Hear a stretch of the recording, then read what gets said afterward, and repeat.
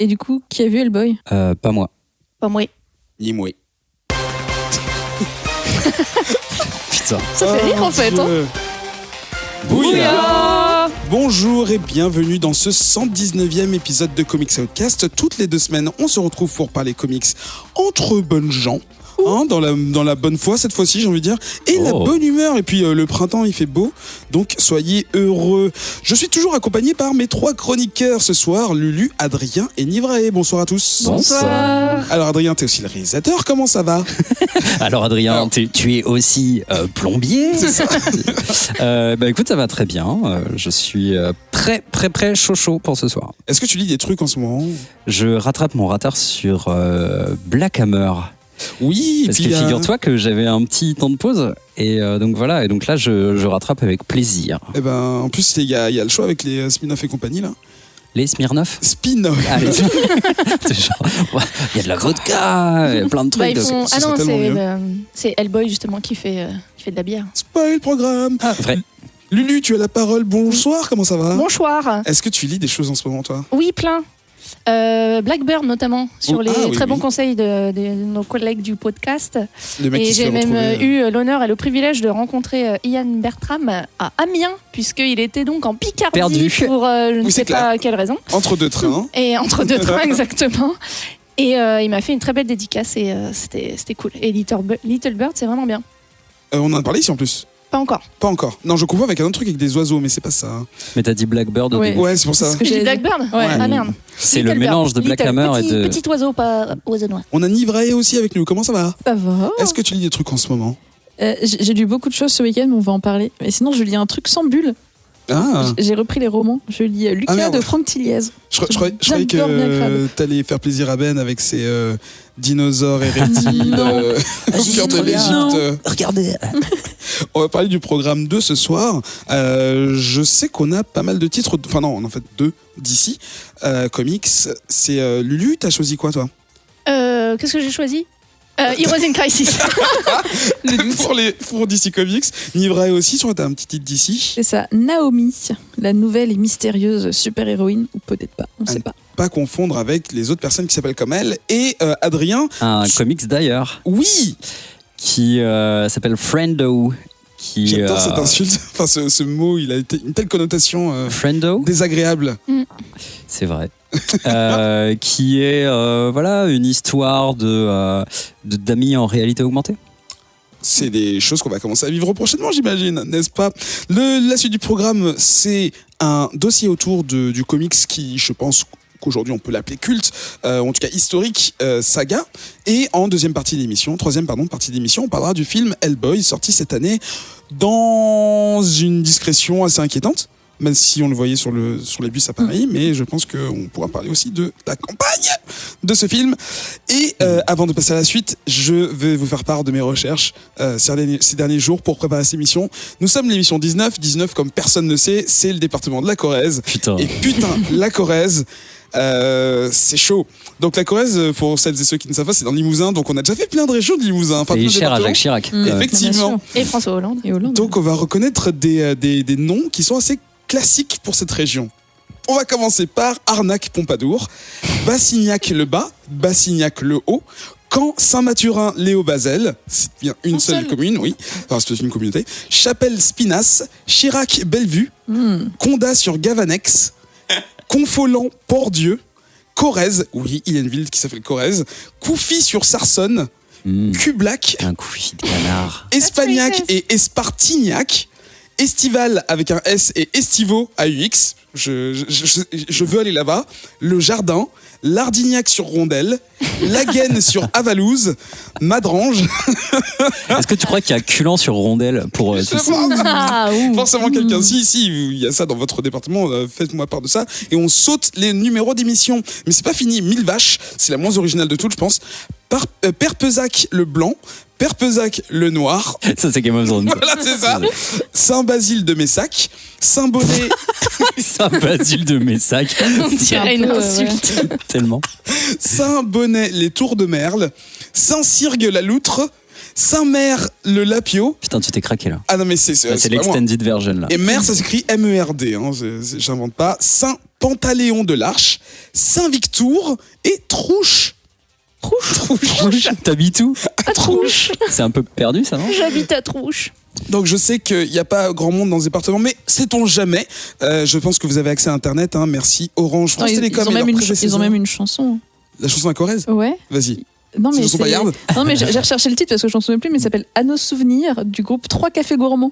Mais c'est genre un truc de fou. C'est-à-dire que sur le jeu The Voice sur Switch, tu peux la chanter. La chanson de la Corrèze, sponsorisée par la région. Par le président. Et si tu l'écoutes, je pense que tu as déjà entendu. Ça passe à la radio, tu vois. Ouais. D'accord, okay. Ils peuvent pas tester la chanson de la Marne, de toute façon. C'est vrai, chantée par Richard Gottener. Qui d'autre? Qui a disparu malheureusement d'internet récemment. Donc un peu difficile à trouver, mais je vous invite vraiment à l'écouter. Ah, je crois que Richard avait disparu d'internet. Ah non. Qu'il avait retweet le truc parce qu'il avait fait un vieux tweet raciste et que ça déjà fait. C'est bon, attends, avant Twitter même. Et donc toutes ces personnes nous contactent sur les réseaux sociaux, Twitter @comicsocast. Des fois je fais des sondages, des fois je fais des blagues à la con, des fois au milieu de la nuit je vous balance des mèmes que je trouve sur internet et je vous retweet des trucs bizarres, mais on se marre bien. Et le groupe Facebook le Bouya Comics Club, dans lequel on discute mais plus directement, donc il y a moins de moi déjà parce que je suis quasiment pas, mais j'essaie de faire des efforts. Il y arrivera. Ouais. Et on discute de nos lectures et de nos sorties ciné ces derniers temps. Il y a eu pas mal de choses. Est-ce que c'est tout et est-ce que vous êtes prêts? Oui. Alors c'est tout et je suis prêt. Comicsocast 119, c'est parti. Attention, ça va être fort.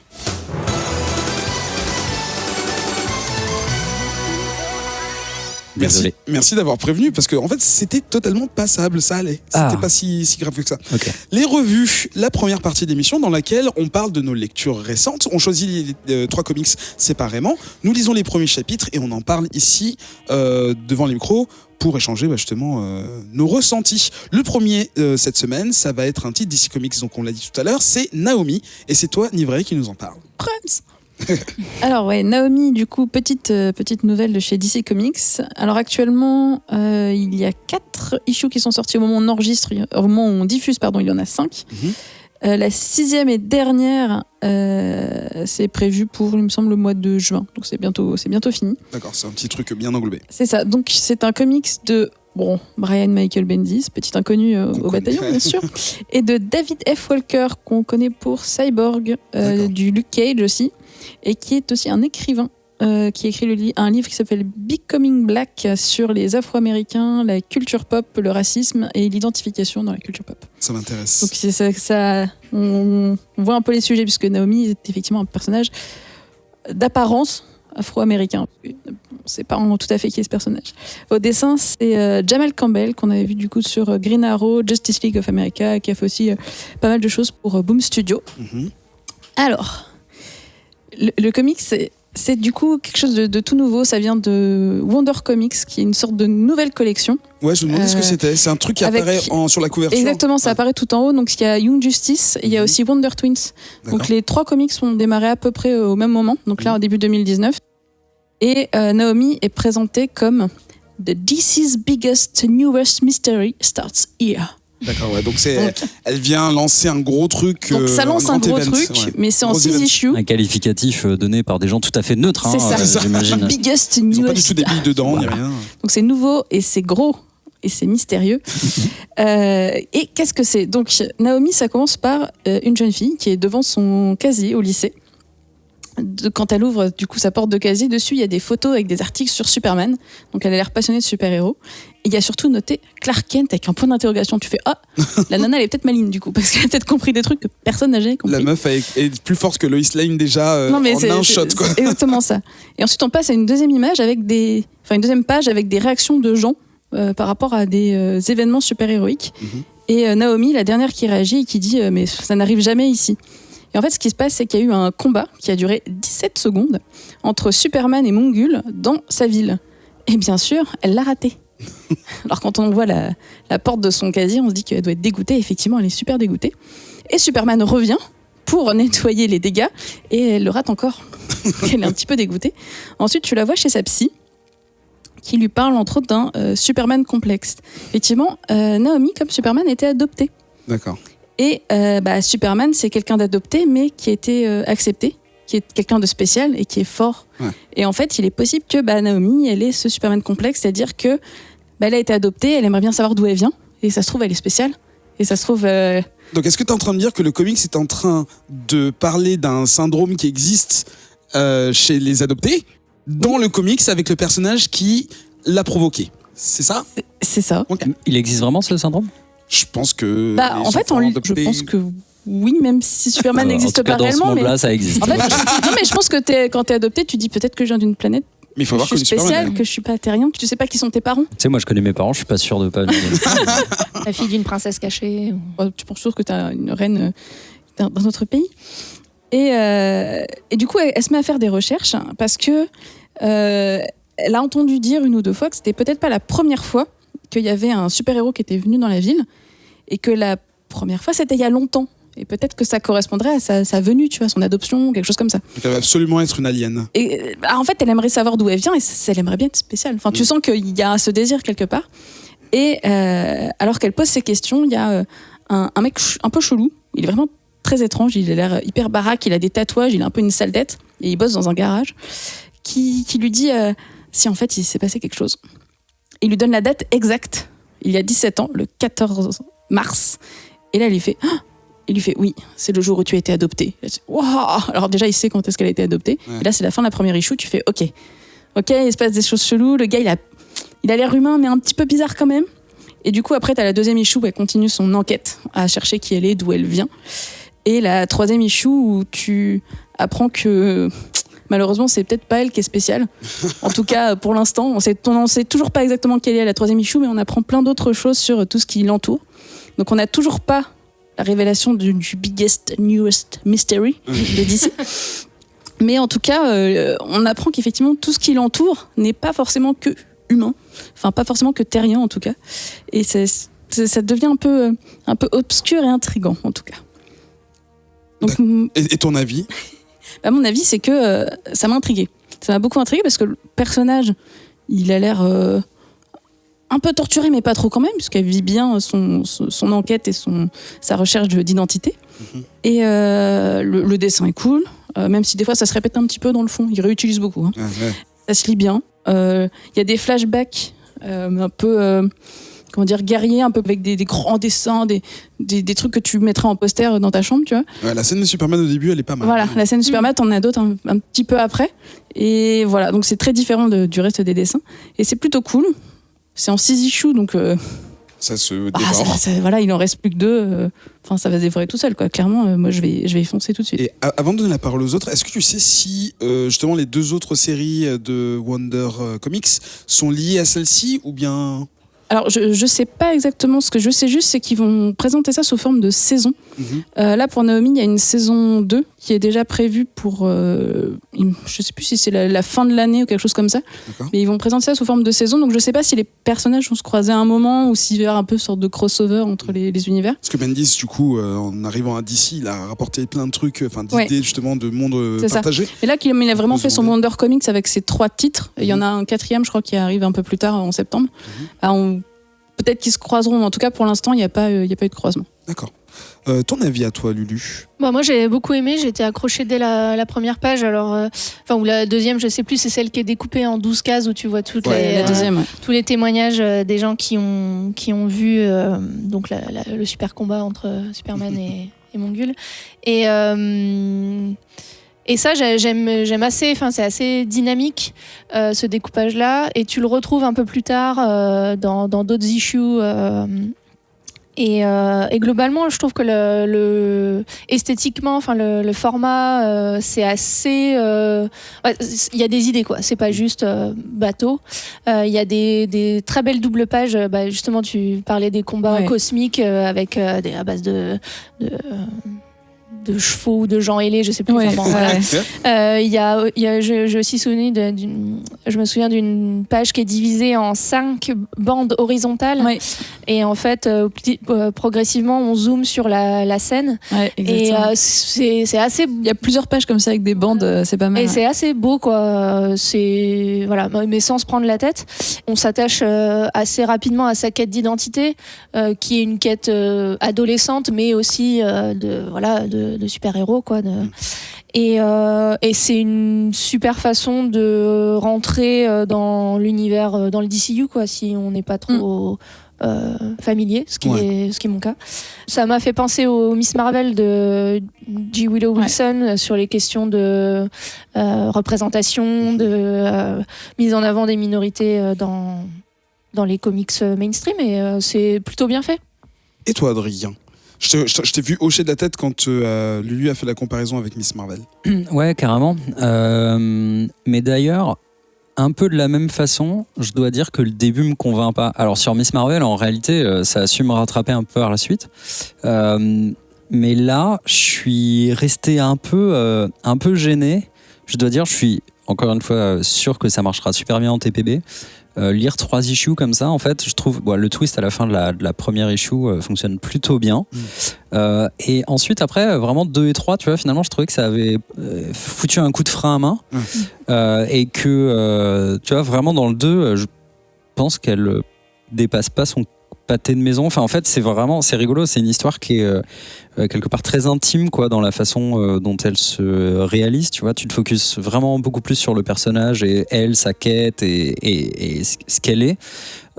C'est pas un comics qui t'en envoie plein les yeux directement, en fait. Et très rapidement, en fait, on se décroche du reste du DCU. Ce qui est plutôt chouette, hein, dans le fond. Et effectivement, je trouve ça. J'abonde. C'est très joli. Il y a des idées de réalisation, j'allais dire de mise en page, qui sont vraiment malines. Et ça marche plutôt bien. Et pourtant, tu vois, il y a un truc qui m'accroche pas complètement. Parce que j'ai la sensation que, en fait, ce qui est dessiné à la fin de l'issue 1, t'as pas avancé d'un iota à la fin de la 3, si ce n'est d'avoir confirmé quelque chose qui est pointé, en fait. Et en fait, entre les deux, ça parle pas mal, et voilà. Mais je sens que ça va être une série qui est vraiment basée sur les personnages et qui va prendre son temps pour décrire un petit peu les relations relativement complexes qu'elle peut entretenir avec ses parents adoptifs, des gens de la ville, ses amis, etc. Et le truc quand même qui m'a vraiment beaucoup plu, et c'est pas si souvent que ça, c'est quand même que les dialogues sont vraiment fins, quoi. En fait, je trouve il y a une forme de réalisme dans tous les échanges qui est vraiment cool, quoi. Même la façon de parler, il y a un moment, il y a quelqu'un qui pleure, et la façon dont il arrange ses phrases, en fait, juste il y a quelque chose de très naturel, quoi, qui m'a vraiment plu. En fait, à lire, et ça c'est quand même vraiment un point positif, c'est vraiment facile à lire. Contrairement à d'autres comics présentés ce soir. C'est super facile à lire et tout. Alors voilà, en fait, en gros, ça coche toutes les cases, si ce n'est d'avoir un peu d'intérêt. ça semble méchant comme ça, parce que ça l'est. Non, et en même temps, il y a plein d'œuvres comme ça qui ont plein de une bonne exécution, une très belle image, mais il manque quelque chose, et du coup, parfois, ça peut être assez pour faire basculer la balance du côté de je ne vais peut-être pas persévérer avec ce titre. Après, c'est vrai que en fait, t'es dans un univers avec des super-héros et tu te retrouves avec cette jeune fille qui, pour l'instant, te montre rien. Ce qui est pas gênant, en fait, d'ailleurs. Je demanderais même pas, tu vois, est-ce qu'elle a des super-pouvoirs ou quoi. Ouais. C'est plus, en fait, dans la relation entre les personnages où, finalement, pour le moment, ça reste du dialogue. Heureusement, ils sont super bien faits, donc du coup, ça passe. Mais sans demander à avoir des grosses bagarres, avoir un tout petit peu de contre-pied, c'est intéressant, quoi. Et juste là, je trouve qu'il y en a pas. Mais bon, après, c'est mon appréciation. Après, c'est vrai qu'elle est dans sa quête pour connaître son origin story, si elle en a une. Mais c'est vrai qu'on ne sait même pas si elle est spéciale. Ça se trouve, elle a juste été adoptée au coin de la rue. Et je kifferais. Il n'y a rien, tu vois. Oui, justement, ce serait une bonne leçon. Après, comment c'est qu'il y a une saison 2 il y a peut-être quelque chose. Tu Mystérique, et en fait, non. Non. Rien. Et ça se trouve, on ne saura pas en fait. Mais... Ça peut être une bonne façon justement de laisser les gens en haleine pour qu'ils aillent sur Reddit pour donner leur théorie, pour que 6 ans plus tard, elle soit détruite. Please don't. Cela dit, je suis allé voir un petit peu les reviews, etc. Et ça théorise, quoi. Mais regardez son costume, là, à ce mec-là, il vous rappelle pas les couleurs de tel personnage. Enfin, c'est assez... tu peux analyser même sa tenue, elle a du vernis. Moi, j'ai même noté, tu as le vernis à ongles violet, elle portait une pochette violette au début, elle a beaucoup de bagues, de colliers, elle a des bijoux en fait qui sont très présents, très visibles.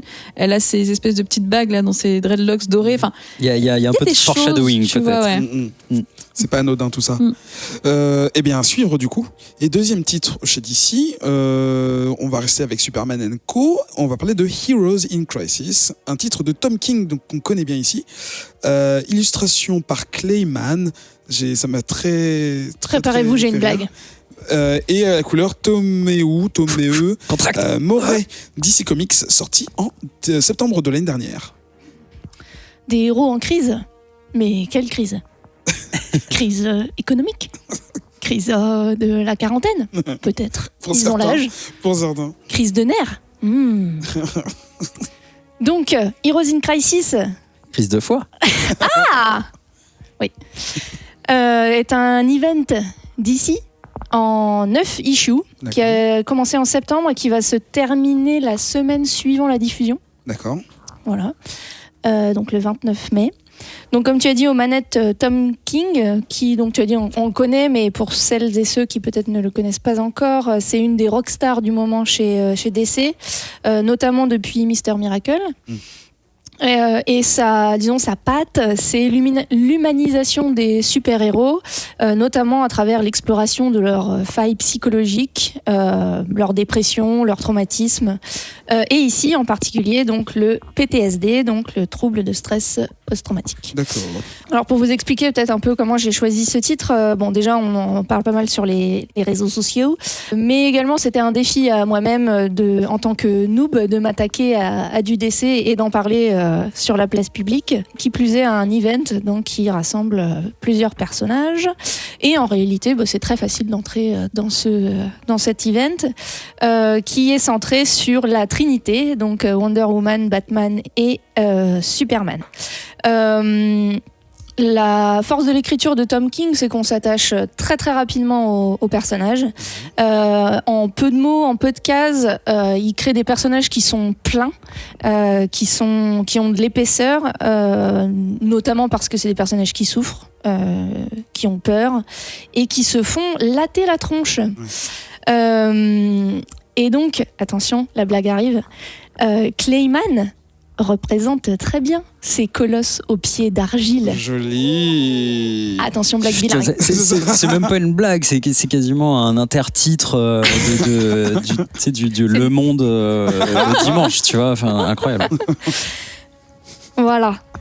Donc, des colosses aux pieds d'argile qui ont besoin d'aide donc pour surmonter leur PTSD. Et pour ce faire, on ne sait pas trop qui a décidé de créer un sanctuary, une maison qui est paumée au milieu des plaines céréalières du Nebraska, et où donc les super-héros et certains super-vilains reçoivent l'assistance psychothérapique d'une IA, d'une intelligence artificielle, qui les écoute et leur donne la possibilité de s'épancher.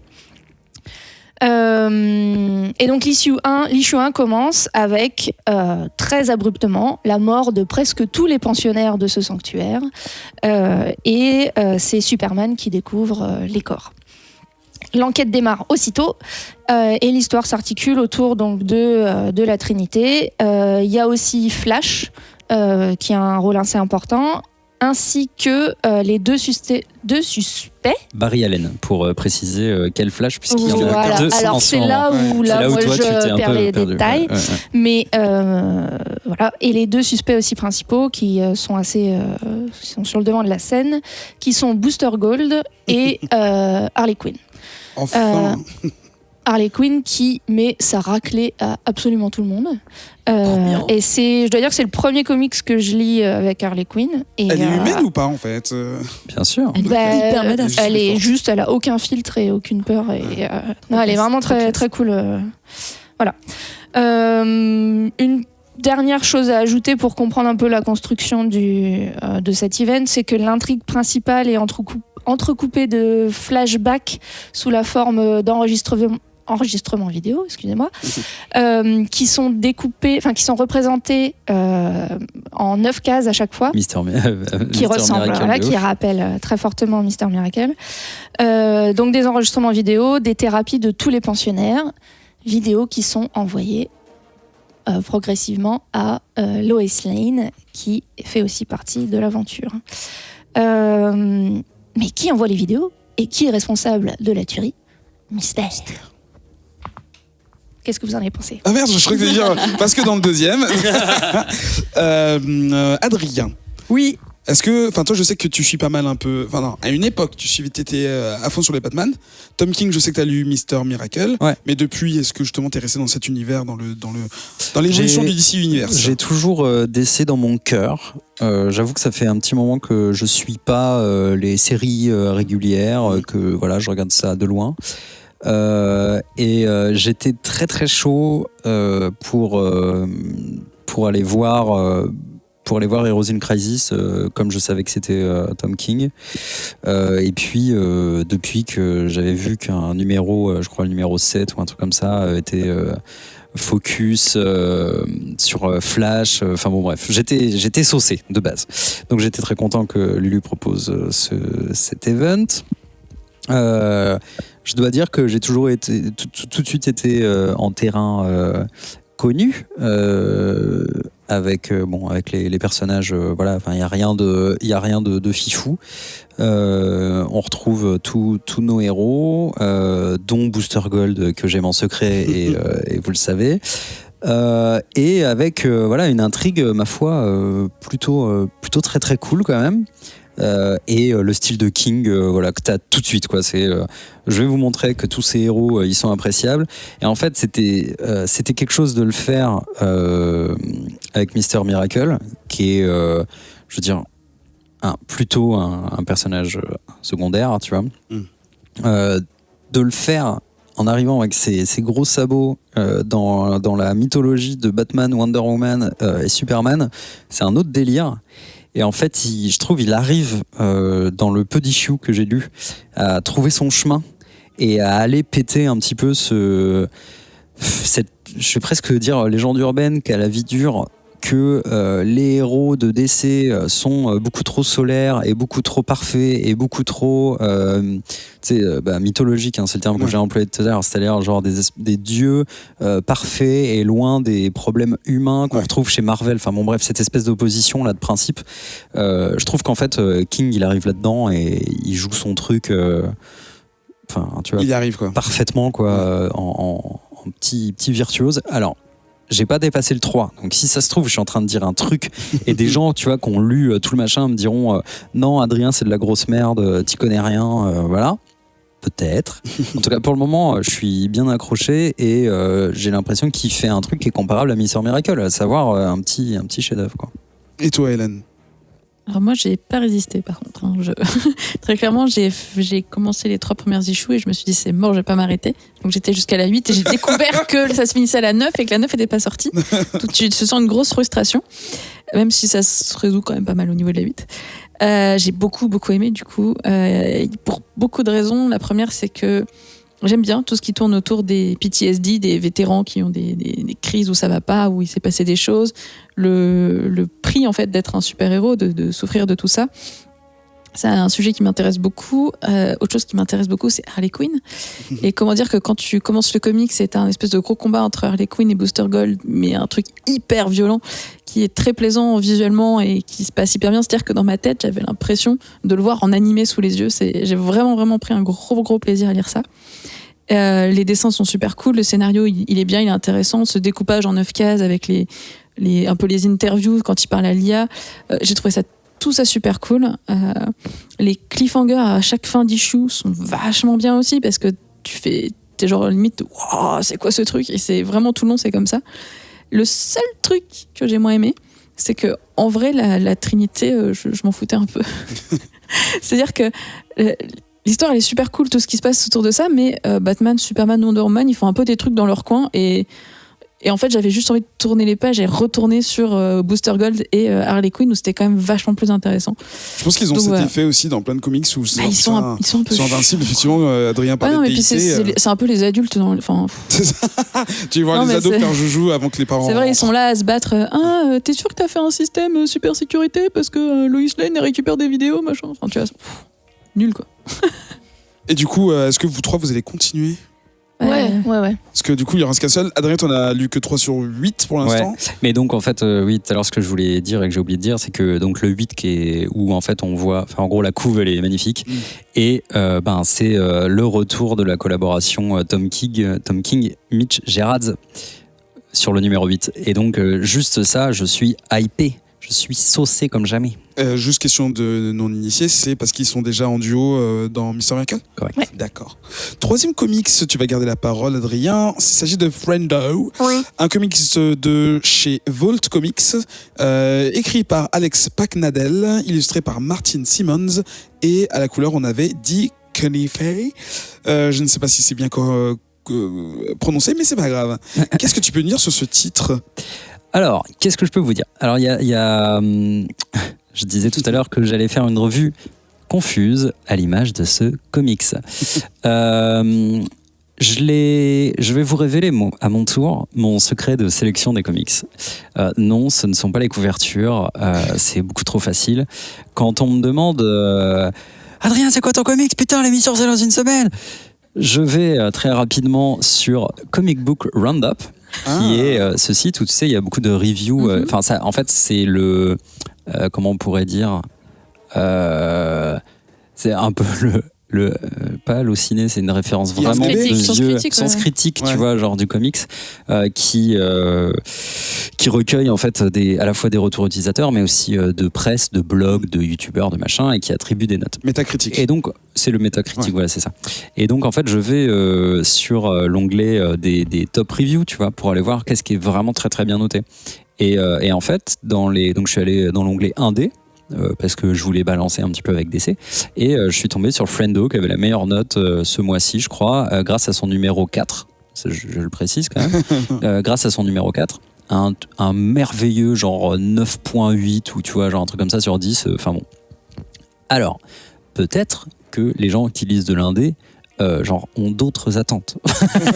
Non, je sais pas. Il y a un truc un peu bizarre dans cette note que je m'explique pas. Peut-être aussi que la note est pas pondérée par le nombre de reviews. Ouais. Auquel cas, s'ils sont deux, peut-être que ça peut le propulser. L'illustrateur et le coloriste. Voilà, c'est ça. Non, mais en plus, donc du coup, ce que j'ai fait, c'est que je l'ai feuilleté rapidement. Je l'ai trouvé, je l'ai feuilleté. Et à première vue, je trouvais ça plutôt chouette en fait, graphiquement, etc. Je me suis dit, oh tiens, c'est assez. C'est un peu frais, quoi. C'est un peu nouveau. C'est pas le genre de truc qu'on voit partout.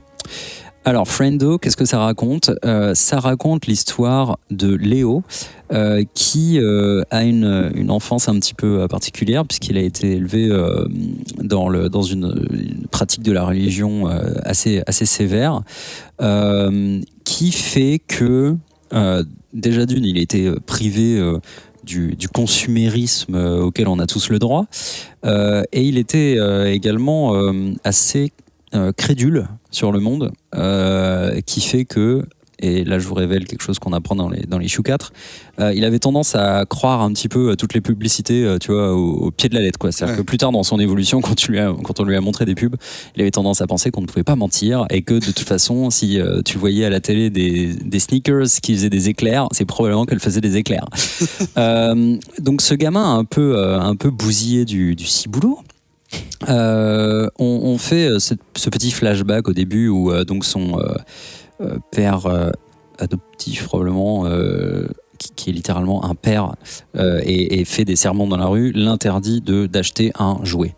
Flash forward, probablement 25 ans plus tard et tout, on est dans un futur proche, sur la côte ouest américaine, et on retrouve notre Léo complètement défoncé au volant de sa voiture sportive, avoir un terrible accident. Il sort de là, il a l'air plutôt amusé ou plutôt, tu vois, genre un peu groggy de son accident, mais pas plus choqué que ça, alors que la meuf à côté d'elle est visiblement morte. Et il dit un truc genre, ah non, ça fait la 3e d'affilée.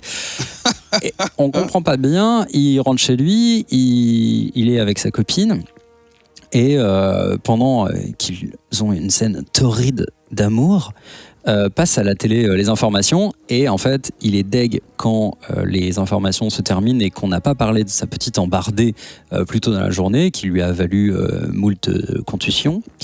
Et il est deg parce qu'en fait, dans ce monde complètement dirigé par le marketing, on gagne de l'argent quand on passe à la télé.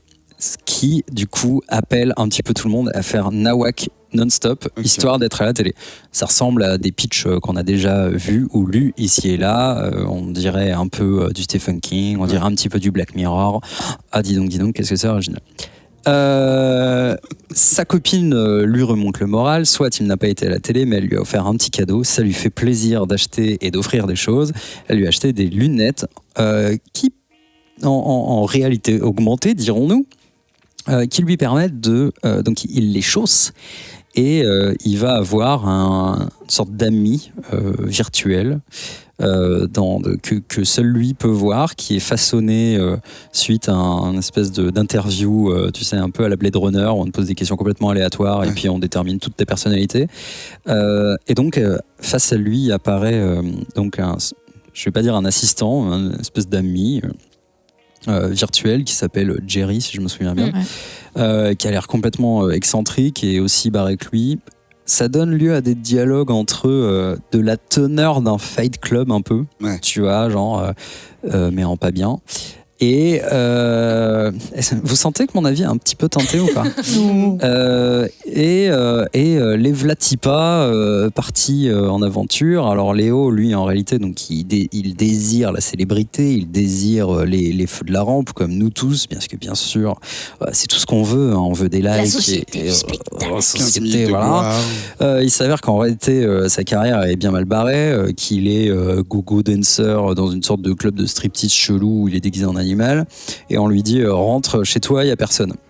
Et sur le chemin, on se rend compte que dans ce monde-là, donc quand il rentre chez lui, dans ce monde-là, il y a les tempêtes de sable parce que bientôt la planète. Donc, il est perdu, il sort ses lunettes, son ami Jerry commence à l'orienter, il tombe sur un clodo, le clodo il a l'air complètement accro au crack, mais dans le sable, dans la tempête de sable, il utilise un tamis et en fait on dirait une sorte de chercheur d'or, il trouve de l'or, ça paraît confus comme ça, mais c'est vrai que c'est ça qui se passait. J'avais pas compris. Voilà, et donc il trouve une petite pépite d'or, visiblement c'est la première fois de sa life. Là, qu'est-ce qui se passe? Pour une raison X ou Y, il perd la pépite. Le vieux pète un câble. C'est bizarre. Hein. Le vieux pète un câble, commence à agresser Léo, qui a perdu son groupe pendant ce temps-là, qui se retrouve avec Jerry, blablabla. Et accident bête, un câble électrique se décroche au-dessus d'eux et vient électrocuter Léo, qui vient de se faire poignarder de toute façon par le vieux Clodo. Et électrochoc alors qu'il porte ses lunettes. Vlatipa, que tu sais quoi, ça a complètement libéré l'assistant en réalité augmentée de certaines de ses valeurs morales qui sont développées et codées dans le produit. C'est comme ça que ça marche, les enfants. Faites très attention à vos logiciels et à la surtension. Et au câble, oui. Et au câble. S'en suivra, alors comment je vais décrire ça, une sorte de... buddy movie sur sauce de dénonciation acide de la société de consommation et des réseaux sociaux et des GAFA voilà où donc ils vont partir tous les deux dans une sorte de quête meurtrière à la solde de grands Manitou tout puissants qui contrôlent les médias. Enfin bref, autant vous dire que ça n'a ni queue ni tête. Que c'est pas complètement désagréable parce que c'est un peu neuneux et tu vois, genre, pourquoi pas aller vers ce genre de récit aussi, mais ça tente en fait un peu d'être, tu sais, marrant, acide façon Fight Club, sauf que tout le monde, je vais peut-être me tromper d'auteur, n'est pas Brett. C'est pas lui. Brett Chuck Palahniuk. N'est pas Chuck Palahniuk, voilà. Tout le monde non plus n'est pas scénariste de Black Mirror quand c'était bien. Tout le monde non plus n'est pas Stephen King ou John Carpenter, parce qu'il y a un petit côté aussi They Live et tout ça. Bon bref. On retrouve un espèce de... Moi je vois un auteur wannabe science-fiction qui est un peu paumé. Enfin, franchement... J'ai fait un dîner il y a quelques jours avec des vieilles personnes qui disaient la même chose, quoi. C'est-à-dire genre avec leur réalité augmentée, ils vont plus savoir trop ce que c'est la réalité, hein. Puis voilà, hein, puis ça commande sur Amazon, hein. Puis puis aussi réfléchi, il y a un truc qui m'a profondément énervé dans ce comics parce que en fait c'est même pas de l'anticipation. Ça sonne réac en fait. Et c'est pas la première fois que je chronique un comics du genre. Et je me fais avoir à chaque fois. Damn it! Et pardon, juste pour revenir sur le... Non, j'en reparlerai un petit peu après. Lulu. Ouais, je vais enchaîner sur les références littéraires et ce à quoi ça aspire. Et ça a même pas comment dire? L'audace. La qualité d'être humble. C'est-à-dire que ça pourrait être un mec qui se prend pas la tête, qui se dit je vais faire un truc, une dystopie, voilà. Mais en plus c'est hyper prétentieux. La citation de la première issue, c'est du T.S. Eliot, à savoir un poète moderniste anglais, donc début du XXe siècle, qui dit « The desert is in the heart of your brother », donc le désert se trouve dans le cœur de ton frère. Et après, tu as des pseudo-images de désert qui reviennent tout au long du comics. Il y a une citation d'André Malraux. Ah, d'accord. On sait pas d'où ça sort. Il y en a à chaque comics et c'est pompeux. Et c'est hyper prétentieux et ça n'est pas du tout à la hauteur de ce à quoi ça aspire. Et c'est très très agaçant. Ça me permet d'avouer un truc. Moi, quand je veux une citation en début d'une œuvre, peu importe laquelle, je me dis toujours, mais en fait, je suis pas sûr de savoir ce qu'elle veut dire, cette citation, donc je sais pas ce que ça va m'emmener. Et c'est après, en parlant avec d'autres personnes, mais c'était machin, et que ça veut dire ça. Ah, ok, d'accord. Moi, je suis très mauvais pour voir les signes et les symboles. Là, c'est pas le bon exemple, en tout cas. Ça confirme un peu. Ça m'aurait vraiment je pense, tu vois, si ça se prend autant la tête que ça, je pense que j'aurais été le genre de personne à dire, c'est trop high level, tu vois. Ça pète plus que son cul, quoi. Enfin, clairement. Vrai. J'ai une question. Parce qu'il y a 5 issues qui sont sortis. Est-ce que la 5e est la dernière? Bonne question, j'en sais rien. En fait, j'ai scrollé la 4 et la 5. Et j'ai l'impression que la 5 est la dernière, mais ça m'a l'air très très bizarre. Plus que le reste Ouais, dans un délire encore. Enfin, genre vraiment n'importe quoi. Donc, moi j'ai noté bordélique. J'ai dû relire une deuxième fois la première issue pour essayer de comprendre, et encore j'avais pas compris trop le truc du tamis et toute la fin de la première issue était hyper bizarre. Enfin, tout est bizarre.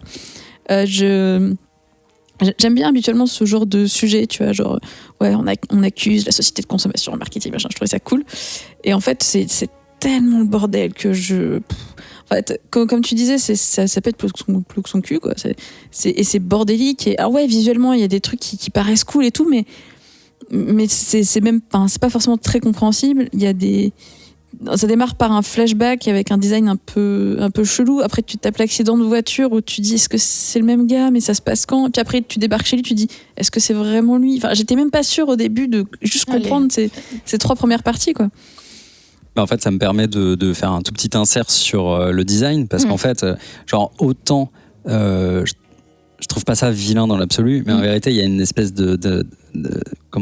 d'inconsistance qui en fait est vraiment troublante, parce que moi, arrivé à l'issue 4, j'ai eu le début, et en fait, j'avais pas compris que le personnage que je voyais était le personnage principal. Ce qui est quand même très grave, tu vois. Et en fait, s'il y a notamment les couves, sont vraiment très belles.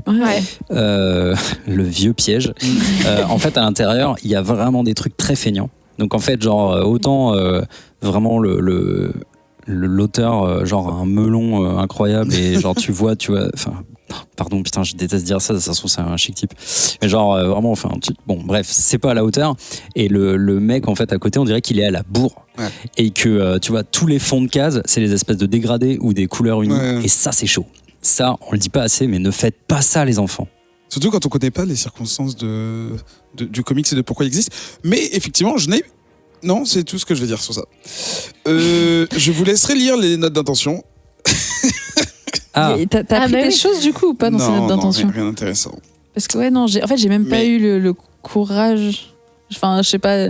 En fait, j'ai lu la première, la deuxième. Je crois que la troisième, j'ai commencé à scroller un peu vers la fin. J'en pouvais plus trop. Je fais, allez, attends, je regarde, il y a 4-5, je regarde juste vite fait. Abandonné. Mais ouais, non, à base. Je pense que ça revient sur les souvenirs de son enfance, en fait, qui sont un peu. Les méchants caricaturaux à base de, encore une fois, de chasse à l'homme et à quel moment on y croit? Enfin, je sais pas, c'est. Non, tout arrive comme un cheveu sur la soupe. Le CEO qui regarde un ouvrier tomber du haut de sa tour, qui sourcille pas et tout. Non, mais ouais, en fait, c'est pour ça je citais Carpenter, ou tu sais, même on dirait un peu. Genre des espèces de vieux clins d'œil à Verhoeven, tu vois, genre c'est vraiment le futur où les gens sont déshumanisés. Hein. Et je sais pas, c'est lame quoi. C'est bref. À voir, et puis vous vous à lire, à voir. Si vous avez déjà commencé à lire ce titre, ou si vous avez malgré tout quand même envie de vous plonger là-dedans, n'hésitez pas à nous en parler sur Twitter, nous dire nous demander un remboursement ou rien, ou l'inverse, voilà, si vous avez kiffé, nous dire ce qu'on a raté, parce qu'il y a peut-être des choses qu'on n'a pas vues. Peut-être. Et donc voilà, pour ça, les réseaux sociaux, @comicspodcast sur Twitter, on répond assez rapidement, je pense. Très rapidement. On attend de réponses rapides. Et sur Facebook également, n'hésitez pas, le groupe Le Bouya Comics Club. On se retrouve dans un instant pour parler de Saga.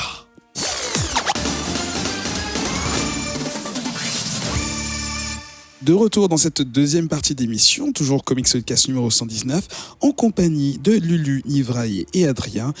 On est bien dans l'appart là, on est bien, on est pas mal. Lumière tamisée, tout ça. On est cosy. Petit salon. Et on va parler maintenant d'une série de comics. Non, justement, j'essaie de trouver tous les autres mots pour ne pas avoir à dire ça. Qui a commencé, si je ne m'abuse, en 2012, sous la plume de Brian K. Vaughan et le crayon à l'origine, je sais pas s'il est encore dedans, de Fiona Staples. Tout ce que je sais, c'est que j'avais commencé à lire les premiers volumes il y a très très longtemps, mais qu'il y a beaucoup de choses qui m'échappent. Je sais qu'il y a aussi beaucoup d'actualités, parce qu'il me semble qu'on a annoncé aussi une date de fin, enfin un numéro de fin, que ça arrêterait à tel volume ou quelque chose comme ça. Je sais qu'en France, ça cartonne particulièrement. Et pareil dans ma librairie. Je sais pas comment vous avez organisé le dossier. Qui est-ce qui voulait en parler? C'est toi, Lulu? Ouais, c'est moi qui vais présenter, et j'espère que je vais te donner envie de reprendre la lecture. Ouais.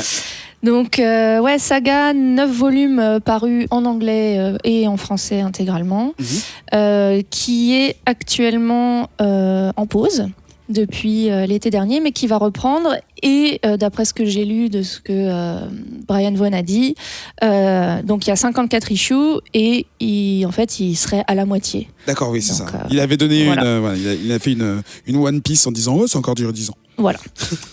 Donc Brian Vaughan, pour présenter rapidement l'Hurluberlu, c'est pareil, c'est une rockstar, donc surtout là de chez Image.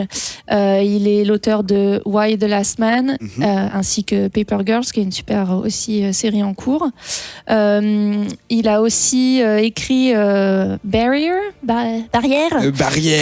comme les casinos.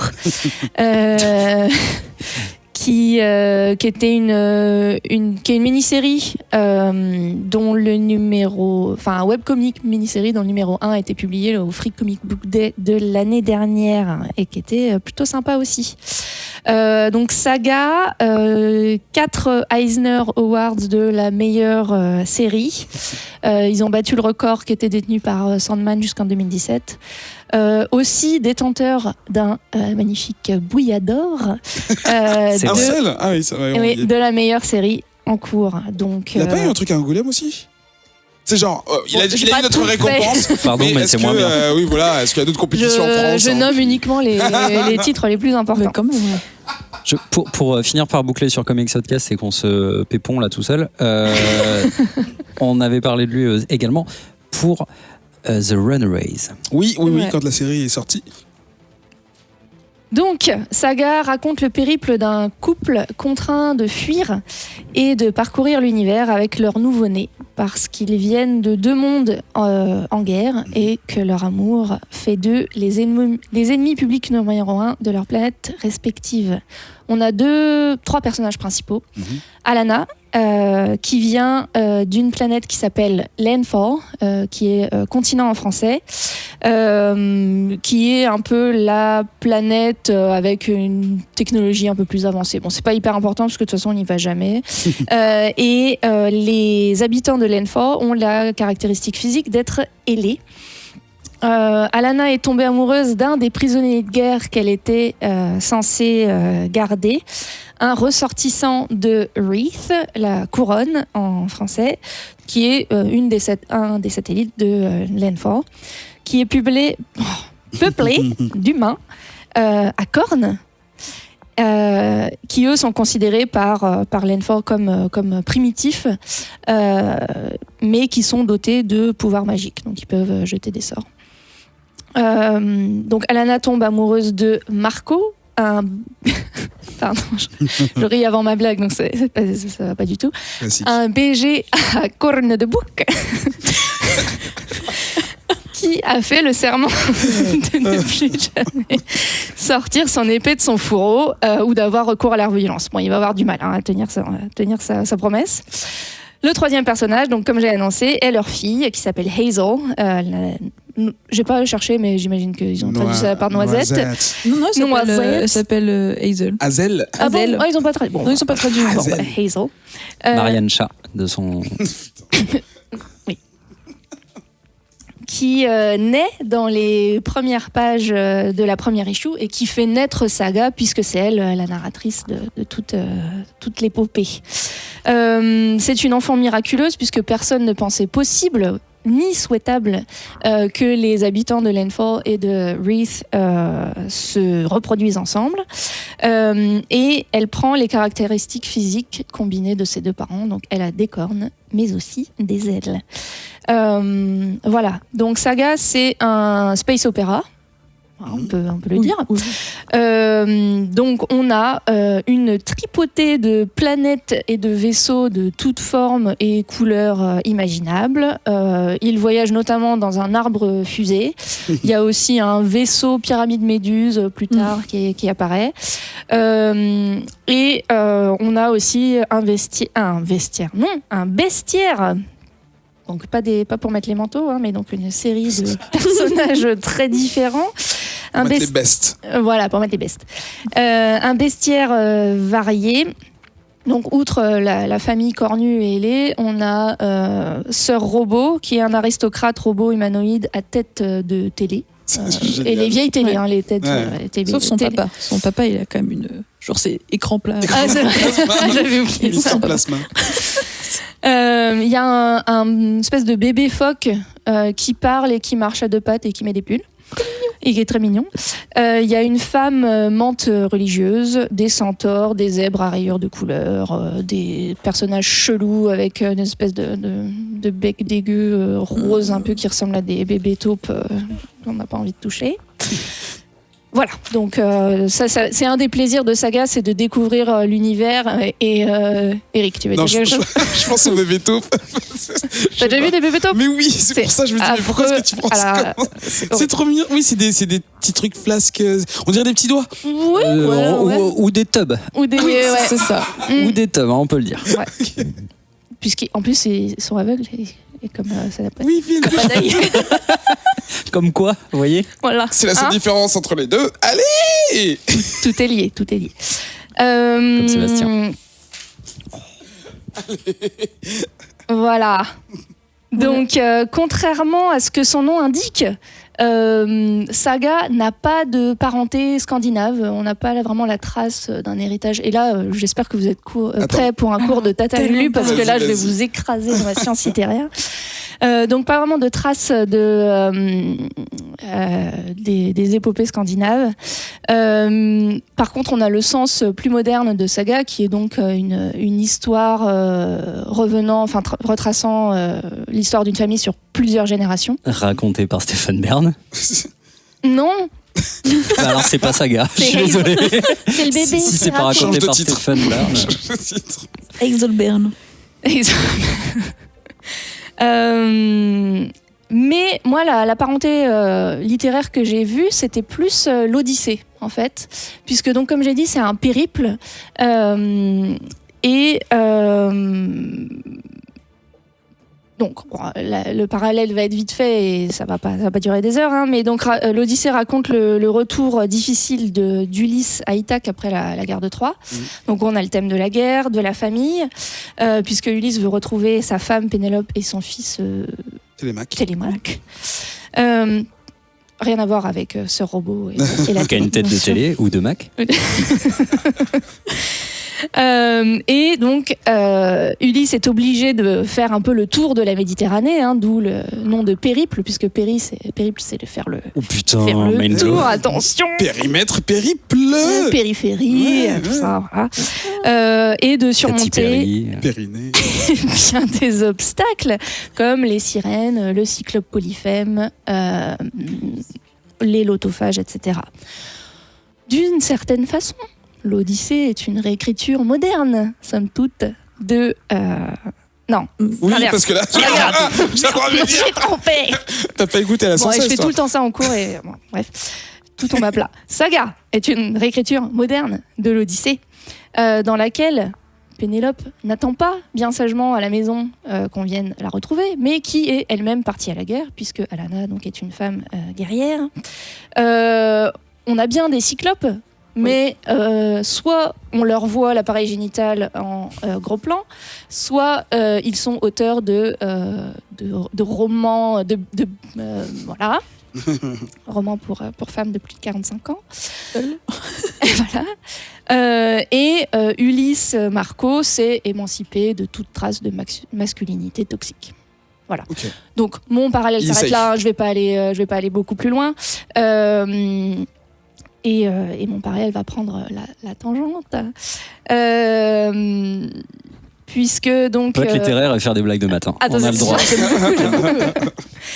Donc il y a une grosse différence, disons, entre l'Odyssée et Saga, c'est le ton, bien sûr, puisque il est assez informel, voire irrévérencieux dans Saga.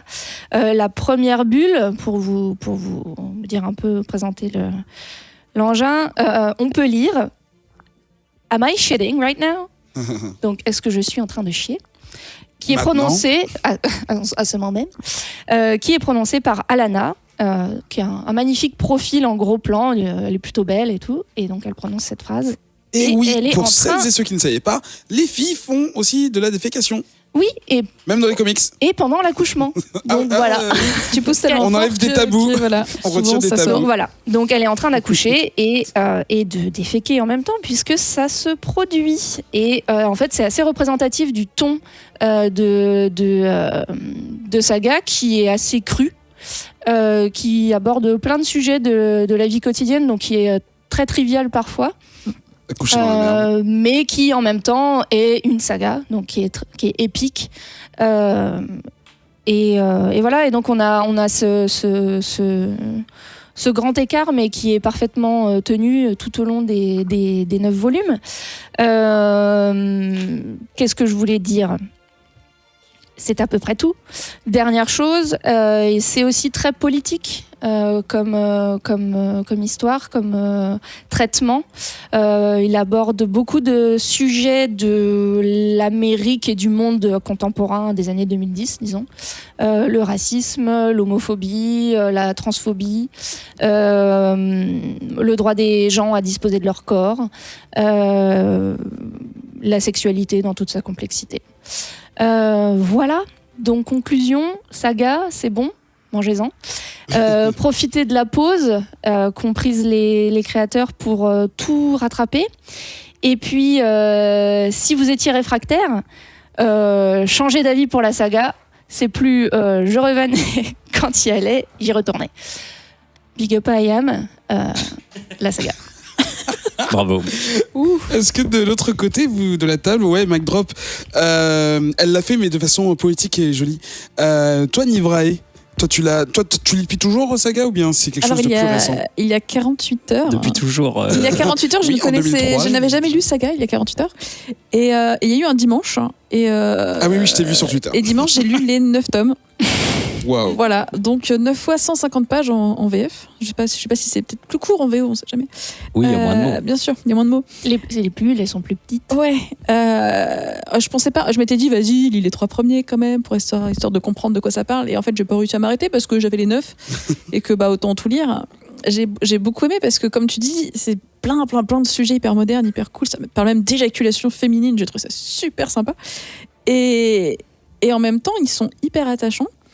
C'est vraiment... on a surtout parlé du trio principal, mais oui, t'as plein de personnages autour. Tu as effectivement cet axe où ils sont en fuite en permanence, où des fois tu perds un personnage, mais qui revient avec d'autres gens. Il y a plein de gens qui s'incrustent dans leur vie, même des petits animaux. Il y a de la famille éloignée. Il y a effectivement, tu as des transsexuels, t'as des espèces d'amphibiens homosexuels qui sont les journalistes. Ouais. T'as vraiment plein de choses, des tueurs, t'as ce melting pot de plein de gens, mais du coup l'histoire elle est super cool et je sais pas, ça marche super bien. Je comprends pas pourquoi. Enfin tu sais, ça fait longtemps qu'on m'en parle. Ils étaient là, tu vois, j'avais les 9 volumes, tu vois, c'est pas anodin, mais j'arrivais pas à me lancer. Là du coup je me suis forcée, mais je suis tout enquillée direct quoi. C'est hyper cool, c'est super bien écrit. Je ne saurais quoi dire à part que c'est super bien quoi. La peur que j'avais quand j'avais commencé, c'était que parce qu'en fait je crois que j'avais reçu les 3 premiers ensemble et je regardais les couvertures et j'avais l'impression de me faire spoiler en fait, même si il y a des petites ça voyage dans l'espace mais pas forcément de ça que ça et j'avais peur qu'en fait on rencontre trop de personnages, que ça se passe entre 2 époques. Enfin bref, ça me gavait en fait d'avance. Je me dis, j'ai pas envie de me lancer dans un truc aussi riche. J'aimerais qu'on reste autour d'un truc 4-5 personnages, et qu'on se concentre sur une intrigue qui les concerne tous, tu vois. J'ai pas envie de me prendre la tête. Parce qu'à l'époque, il y en avait que 4 de sortie. Donc c'était pas... Il y a pas ce projet, on n'avait pas l'impression que ça allait s'éterniser, quoi. Et je me suis dit, c'est pas grave, on se lance. Et effectivement, l'arrivée des nouveaux personnages, en fait, vu que la plupart y passent, c'est plus pour te montrer que c'est un monde où il y a quasiment tout. Enfin, tout peut exister. C'est-à-dire qu'ils vont peut-être amener un éléphant à 4 têtes orange qui vend des choses qui permettent de faire le passage entre 2 planètes. Ça va pas être grave parce que tu sais que dans ce monde, il peut quasiment tout se passer. Et du coup, en fait, c'est quand même assez appréciable de ne pas être submergé par justement... Adrien parlait de ça, tu sais, de ne pas reconnaître un personnage, parce que j'ai plein de fois ça, quand j'ai pas lu depuis longtemps, de me dire, attends, c'est un allié, un ennemi, les intentions ne sont pas très claires dès le début, et en fait, tu te perds dans le truc, et tu passes ton temps à essayer de retrouver qui est cette personne. Mais en fait, comme là, dans Saga, c'est vraiment juste pour te montrer la grandeur de l'univers. Tu te concentres quand même sur certains arcs bien spécifiques. On ne te fait pas partir dans tous les sens. On t'apporte de la culture, on t'apporte du folklore, ce que tu veux, mais pas de... On t'emmène pas dans 14 chemins. Tu suis vraiment peut-être 2 intrigues, quoi. Et c'est assez bien, et c'est bien, je veux dire, concentré. Tu ne t'enfonces pas dans un cycle où tu dois tout connaître sur tout et connaître tous les passifs de tous les personnages et ainsi de suite. Donc voilà, ça c'est agréable. Et ça reste aussi violent. Parce qu'on en a pas trop parlé, mais ça reste violent. Autant rassurez-vous. Non mais c'est ça. C'est qu'on parlait du côté sexualité machin qui est très visible. Il y a des caquettes tout le temps, il y a des filles à poil. Enfin, mais il y a la violence aussi. Il y a beaucoup de genre têtes arrachées, de trucs un peu sanglants, dégueulasses. Il y a des personnages aussi importants qui meurent en fait. Qui meurent d'une mort violente. Ça participe au fait de ne pas avoir trop de personnages qui te... Oui, c'est ça. Non, mais du coup, c'est bien équilibré avec tout ça, quoi. Et toi, ça te chauffe ou pas, Adrien? Parce que je suis pas en fait, donc moi j'ai lu le début, j'ai lu le premier volume. Et ça faisait partie de ces comics, tu sais, qui étaient dans mon radar depuis super longtemps. Et en fait, pour une raison X ou Y, alors ça m'arrive aussi avec la musique par exemple, il y a des groupes, je suis persuadé que je vais pas aimer, tu vois, donc j'ai jamais écouté. Et en fait, tu sais, j'ai un a priori négatif de ouf. Ouais. Et j'avais ça avec Saga. Alors pourquoi? Je sais pas pourquoi. Dans ma tête, trop mainstream. Non, pas trop mainstream, mais en fait, je l'attachais à le genre de truc qu'on trouverait chez les éditions Soleil, tu vois. Ouais. Mais alors pourquoi, je sais pas. C'est un peu violent. Tout le respect qu'on leur doit. Hein. C'est horrible. Et non, mais peut-être qu'en fait, tu sais, la typo et le titre me branchent pas, en fait. Je sais pas. Je trouve histoire. Il y a un truc. Ouais, je sais pas. C'était un peu froid, quoi, pour moi. ça m'engageait pas de ouf en fait. Et en fait, maintenant que je vois les couvertures à nouveau sous mes yeux, et maintenant que j'ai lu le début, je comprends pourquoi elles sont comme ça. C'est parce qu'en fait, encore une fois, c'est une histoire qui est centrée sur les personnages, et donc t'as pas besoin d'en faire des caisses sur le reste. Donc même si sur la couverture t'as 2 personnages, je veux dire, ça a du sens. Et du coup, j'ai retrouvé au début de lecture là quelque chose que j'avais avec le début de lecture de Descender, tu sais, l'appréhension d'un nouvel univers qui est fourmillant. Ça, c'est de la science-fiction qui est gérée, tu vois, où vraiment, en fait, non, en fait, le monde ne tourne pas autour de 2 personnes. Ouais. En fait, c'est un univers qui est large et qui est complexe et tu sens qu'ils font juste partie de ce monde-là, c'est pas. Ouais, voilà, c'est ça. Et tu explores ça avec le kiff que t'as de découvrir un Star Wars ou de découvrir, tu vois, ou de un Doctor Who. Enfin, en gros, genre la bonne science-fiction, quoi. En gros, qui est à la fois centrée sur les personnages et en même temps qui arrive à se craquer dans un bac à sable. Et ça, c'est mortel, quoi. Enfin, je veux dire, j'ai pas arrêté d'être étonné en l'équivalent de 5 issues, du coup. C'était surprise sur surprise avec des concepts que j'ai jamais vus ailleurs. Et c'est fort, quoi, quand même, encore d'arriver à faire ça. C'est vraiment top. En tout cas, je crois qu'avec The Walking Dead, c'est un des plus anciens titres quasiment non-stop. Bah là, du coup, ça fait 6 mois que c'est plus le cas pour Saga, mais c'est ce genre de titre qui, quand tu vas dans une boutique, il est toujours là. Tu dis putain, ils en sont là. Il doit y avoir beaucoup plus d'issues de The Walking Dead. Ah oui, non, je pense largement, mais je veux dire, c'est ce.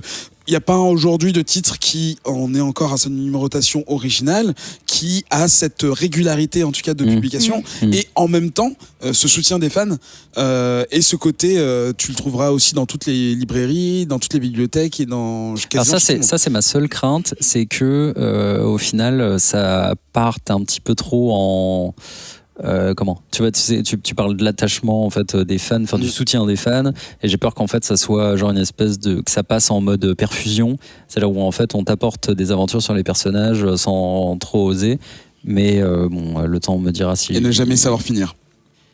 Ouais, voilà, enfin, ne pas savoir finir ou pas savoir prendre de risques. Mais j'ai pas l'impression que ça soit ça. Non, parce que là, la fin du volume 9 contrecarre complètement ça. Ok. Donc. Faut se lancer. Ouais, et puis je pense. Enfin. C'est traumatisante comme fin. Les derniers sont un peu plus sombres, je dirais. Enfin, j'ai l'impression que l'histoire s'assombrit au fur et à mesure. Ouais. Et ça, clairement, ça prend un tournant à la fin du volume 9. Et oui, donc c'est un phénomène. Enfin, il y a pas de pendant audiovisuel. Enfin, a priori, il y aura pas d'adaptation. Est-ce que vous pouvez faire pause, enregistrer ce moment pour que dans 2 ans on apprend que je sais pas quel studio. Ouais, non, mais l'auteur il a dit qu'il refusait pour l'instant. Oui, enfin en même temps il va mourir un jour donc. Ah oui. Bah. Et mais par contre il y a des Funko Pop Saga. Putain, d'un autre côté il y a un Funko Pop de ma mère. Enfin tu vois, genre de quoi il y a pas de Funko Pop. Je me demande pourquoi on peut pas encore les faire soi-même en fait, parce que là j'ai découveur là où je travaille à ma librairie qu'on a les Funko de la famille royale. Et je sais très bien que la famille royale, tu ne touches pas à leur image en fait. Mais tu peux rien faire. C'est vos conneries. Et au dos du truc, de la boîte, il y a écrit oui, c'est une représentation non officielle, à titre humoristique et parodique d'une famille qui a des droits et auxquels on ne peut pas prétendre. Mais voilà, on vous présente la reine, ses enfants et machin. C'est ça qu'il faudrait. En fait, faudrait les mettre au défi de faire un Funko Tintin et qu'ils se fassent défoncer par Moulinsart. Juste pour voir. Ouais, voilà. Ouais. Parce que Moulinsart, on déconne pas avec leur. Ah non, mais putain, je crois que Monsanto à côté. Genre, tu portes plainte contre Moulinsart, mais tu perds tous tes membres. Non seulement t'as le cancer, mais en plus, enfin bref. C'est la fin de ce focus. Merci beaucoup Lulu pour cette présentation de Saga.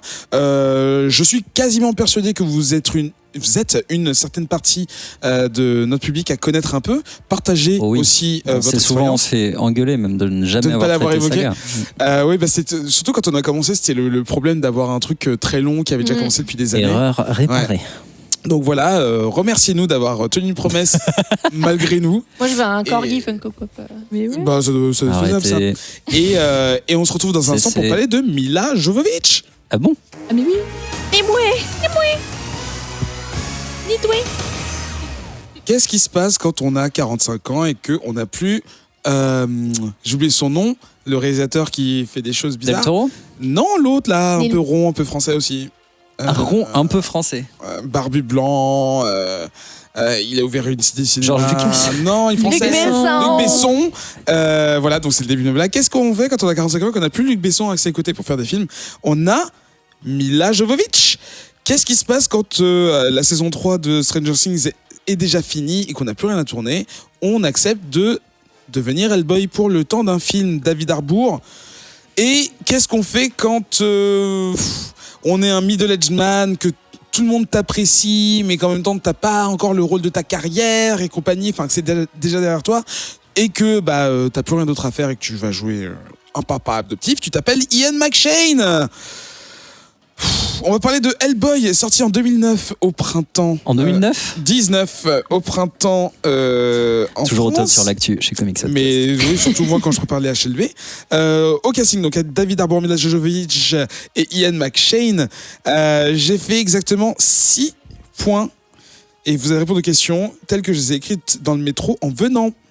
Alors, comment s'en sort le film comparé aux deux autres? Non, je déconne. Est-ce que quelqu'un peut faire un petit synopsis quand même? Qui est Hellboy? Non, je déconne. Je sens les regards se tourner vers moi comme si. Non, mais tout le monde, alors, tout le monde, là, vous êtes tous en train de m'esquiver là, donc je vous vois déjà là, on se cache, les têtes baissées. Dites-moi simplement. On peut faire un cadavre exquis du résumé. Ouais, c'est vrai, c'est pas con ça. Il était une fois. Il était une fois un petit garçon tout rouge qui sortait des flammes de l'enfer. Quand soudain, Adrien. Lobster Johnson, Ouais. sorti de sa caisse à fanservice, intervient pour défoncer Rasputin qui était en train de le faire sortir de terre. pour les nazis. Pour les nazis. Non mais attendez, parce que en fait le truc c'est que là on prend, on est en train de refaire un montage du film. Dans l'ordre. Parce que ça, c'est la fin, presque. Parce que ils vous apprennent ça à la fin. Ok. ce film a pris parti de ne pas en prendre. Déjà, c'est le film du non-choix et c'est aussi le film qui décide donc de traiter Hellboy le plus intégralement possible, c'est-à-dire qu'il essaye de résumer à peu près tout Hellboy en 2 heures, en foutant le max de persos au même endroit, et de ne surtout pas être une origin story. Mais, quand même, dans un flashback, on va te raconter l'origin story. Okay. Donc, ce n'est ni une suite, ni un reboot. C'est une nouvelle aventure. Un omnibus d'Hellboy, exactement. Oui. C'est un omnibus d'Hellboy compilé avec joie par le réalisateur de The Descent. Qui était bien à l'époque. Qui était bien. C'est aussi celui qui a réalisé l'épisode de Game of Thrones avec Le Feu Grégeois. Blackwater. Là, je m'en rappelle plus. Attends, lequel? Celui avec Sorcé des Feux Grégeois ou bien saison 2, épisode 9. Ah, il était bien celui-là. Voilà. Il a aussi fait des épisodes pour Lost in Space qui était un peu chiant. Ouais, mais bon. Voilà. Donc, je vais chercher le trash là. Et le film Centurion 1. Non, mais en fait. Ça a l'air bien. J'y allais. Pardon, on va. Je sais pas s'il faut résumer le film en fait, parce que. Juste un mini synopsis de Si, genre si, de quoi non, parle mais le film. Qu'est-ce qu'on va voir quand on va voir le film? La méchante, en gros. Au moins, la oui, scène oui, d'intro, pardon. t'as une scène d'intro où t'es dans un espèce de passé médiéval. T'as Arthur, Merlin, tout ça, ils sont au bord d'un arbre et ils tuent la. Bah, c'est ça, ils sont à Ça côté se dit. d'un arbre, au bord d'un, pourquoi pas. Près Ils d'un sont sur ses racines, quoi. Ils tuent Nimue, qui est la grande méchante sorcière, et ils la découpent en morceaux. Et ils répartissent ces morceaux dans des coffres un peu à travers, je veux dire le monde, mais non, c'est l'Angleterre. C'est le comté du Kent. Voilà. Ouais, c'est ça. Donc, tout ça, Elle est bien feintée maintenant. Ses membres Comment sont la faire séparés de 200 mètres. mais d'ailleurs, cet arbre, apparemment, a été un des plus gros conflits autour du film. Ils se sont embrouillés à propos d'un arbre, donc je pense que c'est cet arbre. Parce que c'était clairement ça le Voilà, problème. le problème de la prod, c'était cet arbre. Et du coup, après, tu fais un saut dans le temps. Et tu arrives dans notre époque moderne où tu as donc Hellboy qui va essayer de retrouver un collègue de travail du BPRD dans au Mexique, Ouais, sur voilà. un ring De lucha libre. Lucha libre, tout à fait. C'est Un pas- peu là où on pas a fait cliché. la 100e, Non, tu vois. pas du tout. El muchacho. Et en gros, Infierno. ce mec-là était parti enquêter sur des vampires et il s'est fait bouffer en chemin, tu vois. Vraiment. Et du coup, voilà, ça nous introduit que Hellboy, il fait partie du BPRD, ce que c'est que le BPRD. Et du coup, il retourne après voir Et son c'est toujours papa pas au une origin BPRD. story, ouais, d'accord. Et après, il se trouve que, oh mon Dieu, il y a des gens qui essayent de rassembler les morceaux pour faire réapparaître la sorcière. Voilà, en gros, c'est Thanos, la sorcière est partie. Des gens, mais en fait, il y en a qu'un. C'est le démon cochon là. Oui, le démon cochon. Pig God. Qu'est-ce qu'il est mignon, le démon cochon. Et puis non, mais il y a aussi des grands méchants qui chassent les géants avec des cosplays un peu société chelous. secrète. Société secrète qui a le même nom qu'un bar de striptease. Badabing. Non, c'est Osiris Club. vrai que le moment où ils partent à cheval pour aller chasser le géant, j'ai dit mais qu'est-ce que c'est que cette merde. Alors attendez, parce que là tu parles des défauts directement. Qui a dit que c'était un mauvais film? Pardon, personne. Pardon. Donc voilà, l'intrigue. Donc elle se concentre autour de Hellboy qui est quand même établi dans son. En gros, essaye de faire en sorte que Nimue ne revienne pas à la vie, puisque si jamais on arrivait à réassembler tous les bouts de Nimue, et ben du coup elle reviendrait et on voit bien que c'est une sorcière méchante, quoi. Ok. Donc comme elle est méchante. C'est pas que le cochon, il y a aussi c'est Baba Yaga qui a dit au cochon qui va réveiller la sorcière. Ah, il y avait un lien. Ah, d'accord. Okay. Alors, est-ce que vous avez déjà vu, est-ce que vous avez vu les précédents films, les précédentes itérations de Hellboy au cinéma? Il y en a eu 2. Ouais. C'était il y a longtemps. Oui. Ouais, mais en fait, il faut pas les. Non, mais c'est juste parce que pour le coup, c'est un personnage qui a eu pas mal de tentatives d'apparition à l'écran. Quand tu regardes l'historique de qui avait voulu produire et tout, apparemment, ça fait des années qu'ils veulent faire le bon Hellboy, quoi. Là, ça faisait très longtemps qu'on n'avait pas eu d'autres propositions. Et bon, je pense qu'il sort un peu dans la vague. Enfin, c'est pas être très intelligent pour se rendre compte qu'il sort avec tous les autres films DC et Marvel, mais quand même tu te dis c'est une licence Dark Horse, ils ont ce côté charmant qui fait que les premiers sont les derniers et tout ça, donc pourquoi ça aurait pas marché? Non, c'était pas la peine. Hein. Enfin, c'est dommage, mais. En fait, ça souffre quand même vachement de la comparaison avec les Del Toro, parce que déjà le réalisateur c'est pas Del Toro. Tu vois vraiment si tu prends que des qualités techniques, je pense que donc c'est pas non plus les mêmes budgets. Oui, apparemment ils avaient 50 millions. Ce qui est très peu. Autour de 50 millions. Ce qui est vraiment très peu. Et le film partait. Alors en plus, je pense que ce réalisateur, il est plutôt bien casté dans la mesure où The Descent, par exemple, c'est un film qui est très peu cher, tu vois. Donc il aurait pu venir faire de l'horreur. Enfin, alors moi je le vois comme ça. Je le vois comme toi tu fais de l'horreur à petit budget, viens faire de l'horreur à petit budget avec soit des contraintes artistiques et de réalisation qui sont beaucoup trop fortes par rapport au budget, qui fait que du coup il se retrouve à en fait il y a masse CGI. Mais attends, parce que mais avec tellement peu de budget qu'en fait ça tire le tout vers le bas. D'accord, et tout ça. c'est vraiment pas beau. Non, c'est vraiment très moche. Okay. Et l'intention globale du truc me semble être environ plus ou moins de l'horreur, un peu goofy. Ouais, parce que c'est pas la bande-annonce première, c'était de l'humour. Enfin, moi, c'est ça. Mais clairement, en fait, la bande-annonce, elle révélait bien un truc. C'est que c'est un film qui sait pas sur quel pied danser. Et on se retrouve avec cet Hellboy qui est clairement bien loin du fantastique poétique de Del Toro, avec énormément d'action. Là, on a un truc qui est grumeleux, quoi. Tu vois, moi je le vois comme ça, c'est-à-dire avec des segments entiers qui sont du registre de l'horreur, qui peuvent très très bien fonctionner, à l'instar du segment avec la Baba Yaga, qui est probablement la meilleure scène du film, à mon avis.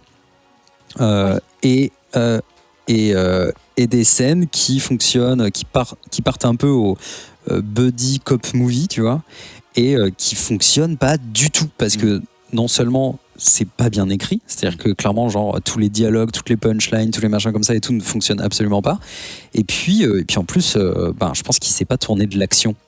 Tu vois, dès que ça part en action, c'est assez peu lisible, ça part un peu en couille, et voilà. Et puis le budget effets spéciaux suit pas du tout, quoi.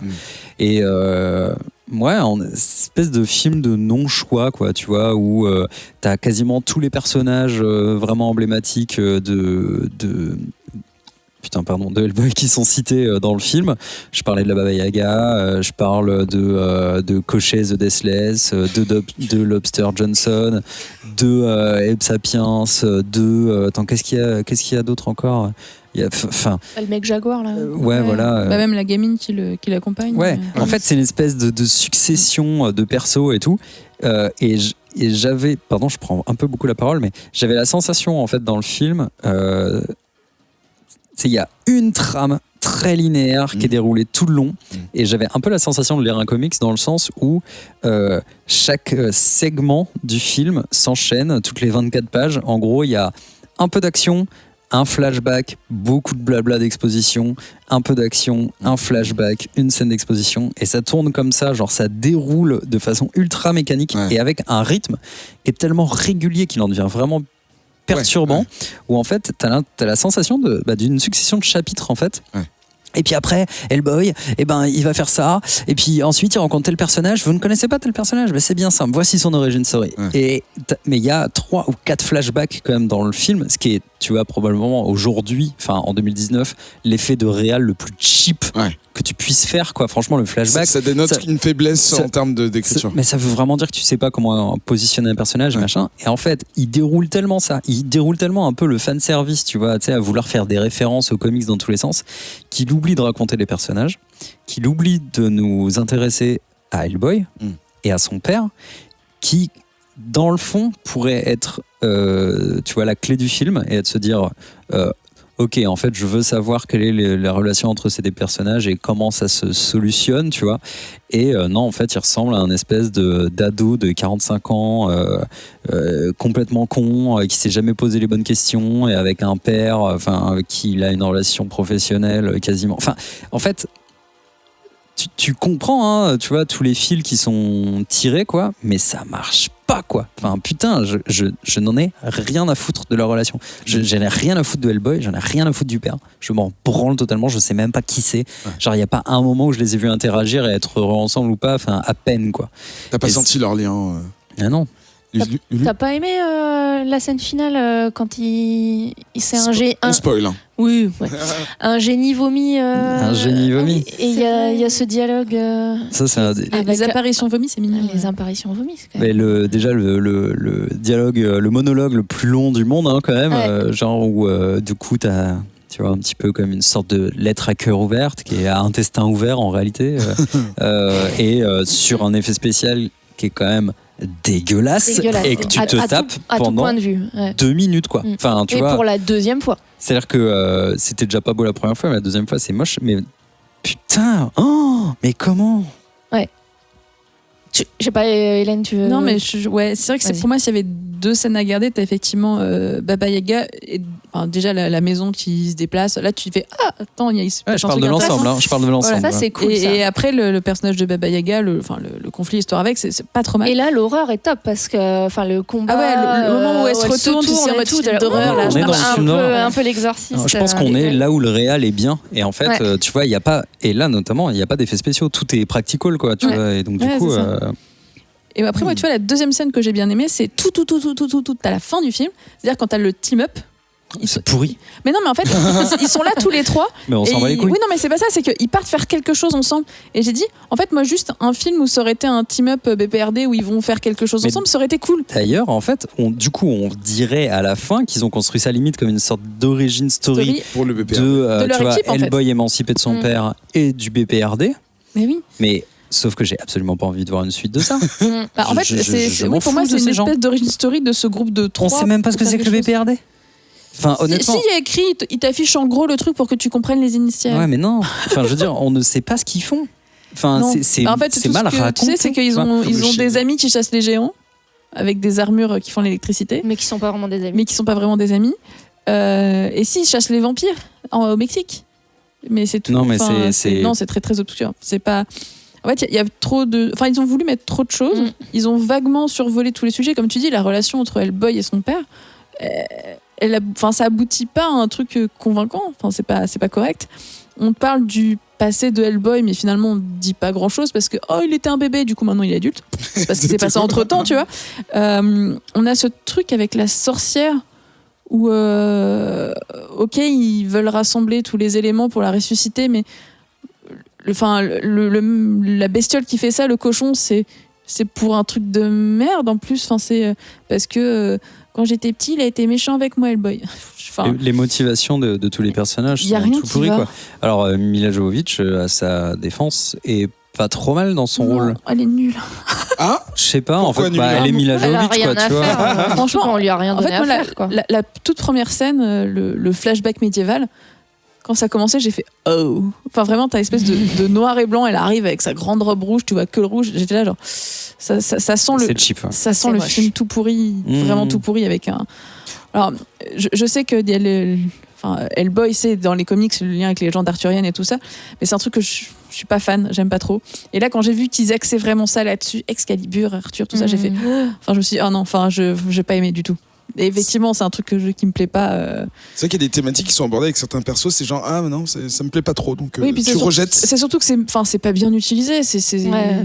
Oui, Excalibur, mais c'est juste pour avoir une épée qui brûle. Si c'est juste ça a aucun sens. Et d'ailleurs, une des seules choses cool aussi, c'est le look d'Hellboy quand il sort de l'enfer justement et qu'il a ses cornes. C'est pas facile d'utiliser les bonnes consonnes. Les cornes qui repoussent et cette couronne de feu qu'on avait plus ou moins, qui est en fait sur toutes les affiches. Et ce moment-là est cool, mais ça dure 17 secondes. Ça dure pas très longtemps. Et c'est mal utilisé et c'est vraiment dommage. Adrien, tu disais que en fait c'est un espèce de post-ado gogol de 45 ans. Moi ça m'aurait complètement convenu s'ils avaient exploité ce filon-là et qu'ils avaient vraiment écrit un Hellboy comme on le voit notamment dans la scène de milieu de générique à la fin où il se transforme en fanboy face à Lobster Johnson. Là c'est cool quoi. Et puis au moins David Harbour il peut jouer un peu quelque chose. Tout le reste du temps, c'est pareil, il est sous-utilisé quoi. Enfin, c'est dommage au possible quoi. Pour faire référence au reste du crew de Comics Podcast, quelqu'un parmi nous a bien aimé un film que tout le monde a détesté. On ne le nommera pas. Non, surtout quelqu'un qui aime beaucoup cet univers. Ben est sorti de là. Je pense un peu mi-figue mi-raisin, mais je veux dire. En fait, il s'attendait à une catastrophe. J'aime chez Ben le fait qu'il voit ce qui est bon en chaque chose. Ouais. Et là, ici, lui, il praise beaucoup pour David Harbour. Ouais, et il est vachement bien, moi je trouve, dans ce qu'on voit de lui. C'est cool. Ouais, mais comme tu le dis, il est un peu en sous-régime quand même. Enfin, je veux dire, il y a tellement de choses qui sont dites hors champ que tu sais ça trahit mais grave les gros bugs de montage réel, etc. Il y a énormément de post-synchro, ça se voit en fait, il y a des problèmes de lip-sync. Mais c'est terrible. Quand je les remarque, ils ont dû réécrire le film après le montage, mais un truc, mais vénère. La voix colle pas toujours en fait. Ouais, la voix colle pas toujours, il y a des trucs qui sont hors caméra, avec des petites informations ultra vitales qui sont données hors champ. Enfin, c'est ouf quoi, ça pue la catastrophe industrielle avec les screen tests qui devaient être assassins et ils ont dû patcher. Est-ce que c'est si mal fait que t'entends que la voix est un degré un peu plus élevé, genre par Google dans Translate. Ma chaussure par Google Translate. Non, mais ça quand tu t'en rends compte. En fait, ce qui trahit le truc, c'est le lip sync. Alors après, faut regarder attentivement, mais vraiment, si tu fais gaffe en fait à vraiment ce qui se dit et tu sais les problèmes de justesse de jeu. Que tu règles par un chant contre chant inversé. Mais qui prennent n'importe quel contre chant. Petite technique de bâtard. Tu sais, genre tu fais le chant contre chant où tu montres la personne qui écoute. Pour voir sa réaction. Parce qu'en fait, c'est plus normal d'être neutre quand tu écoutes que quand tu parles. Et du coup, en fait, tu montres pas les acteurs mal joués ou dire un dialogue qui a été entièrement revu après. Tu vois. Et clairement, ça se voit que c'est ça, quoi. C'est grillé. Mais ça va devenir un cas d'école parce que c'est tellement plein de mauvais choix que je pense que ça va être intéressant à étudier pour les étudiants en cinéma. Quoi. Ouais, quasi, ouais. C'est surtout qu'en plus, ils ont ouvert à une suite possible. Ouais. Ouais, mais là, j'y crois absolument pas parce que quand même, donc, les chiffres sont catastrophiques. Après, peut-être qu'il fallait pas sortir un film de super-héros à quelques semaines d'Avengers, tu vois.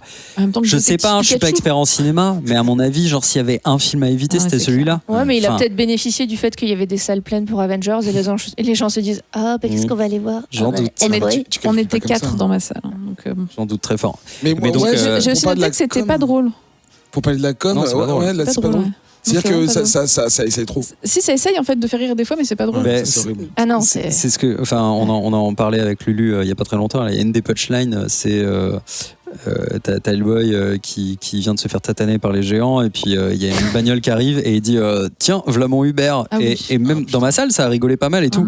Mais en fait, on a vu une vidéo qui parlait de ça et c'est vrai en fait, genre c'est drôle parce que Uber c'est connu. C'est genre c'est tout, il y a rien en fait. Il y a un Franprix par là. C'est vraiment, c'est vrai que la mécanique en fait du cerveau de l'auditeur à ce moment-là, c'est de se dire ah ouais c'est marrant parce que je connais Uber.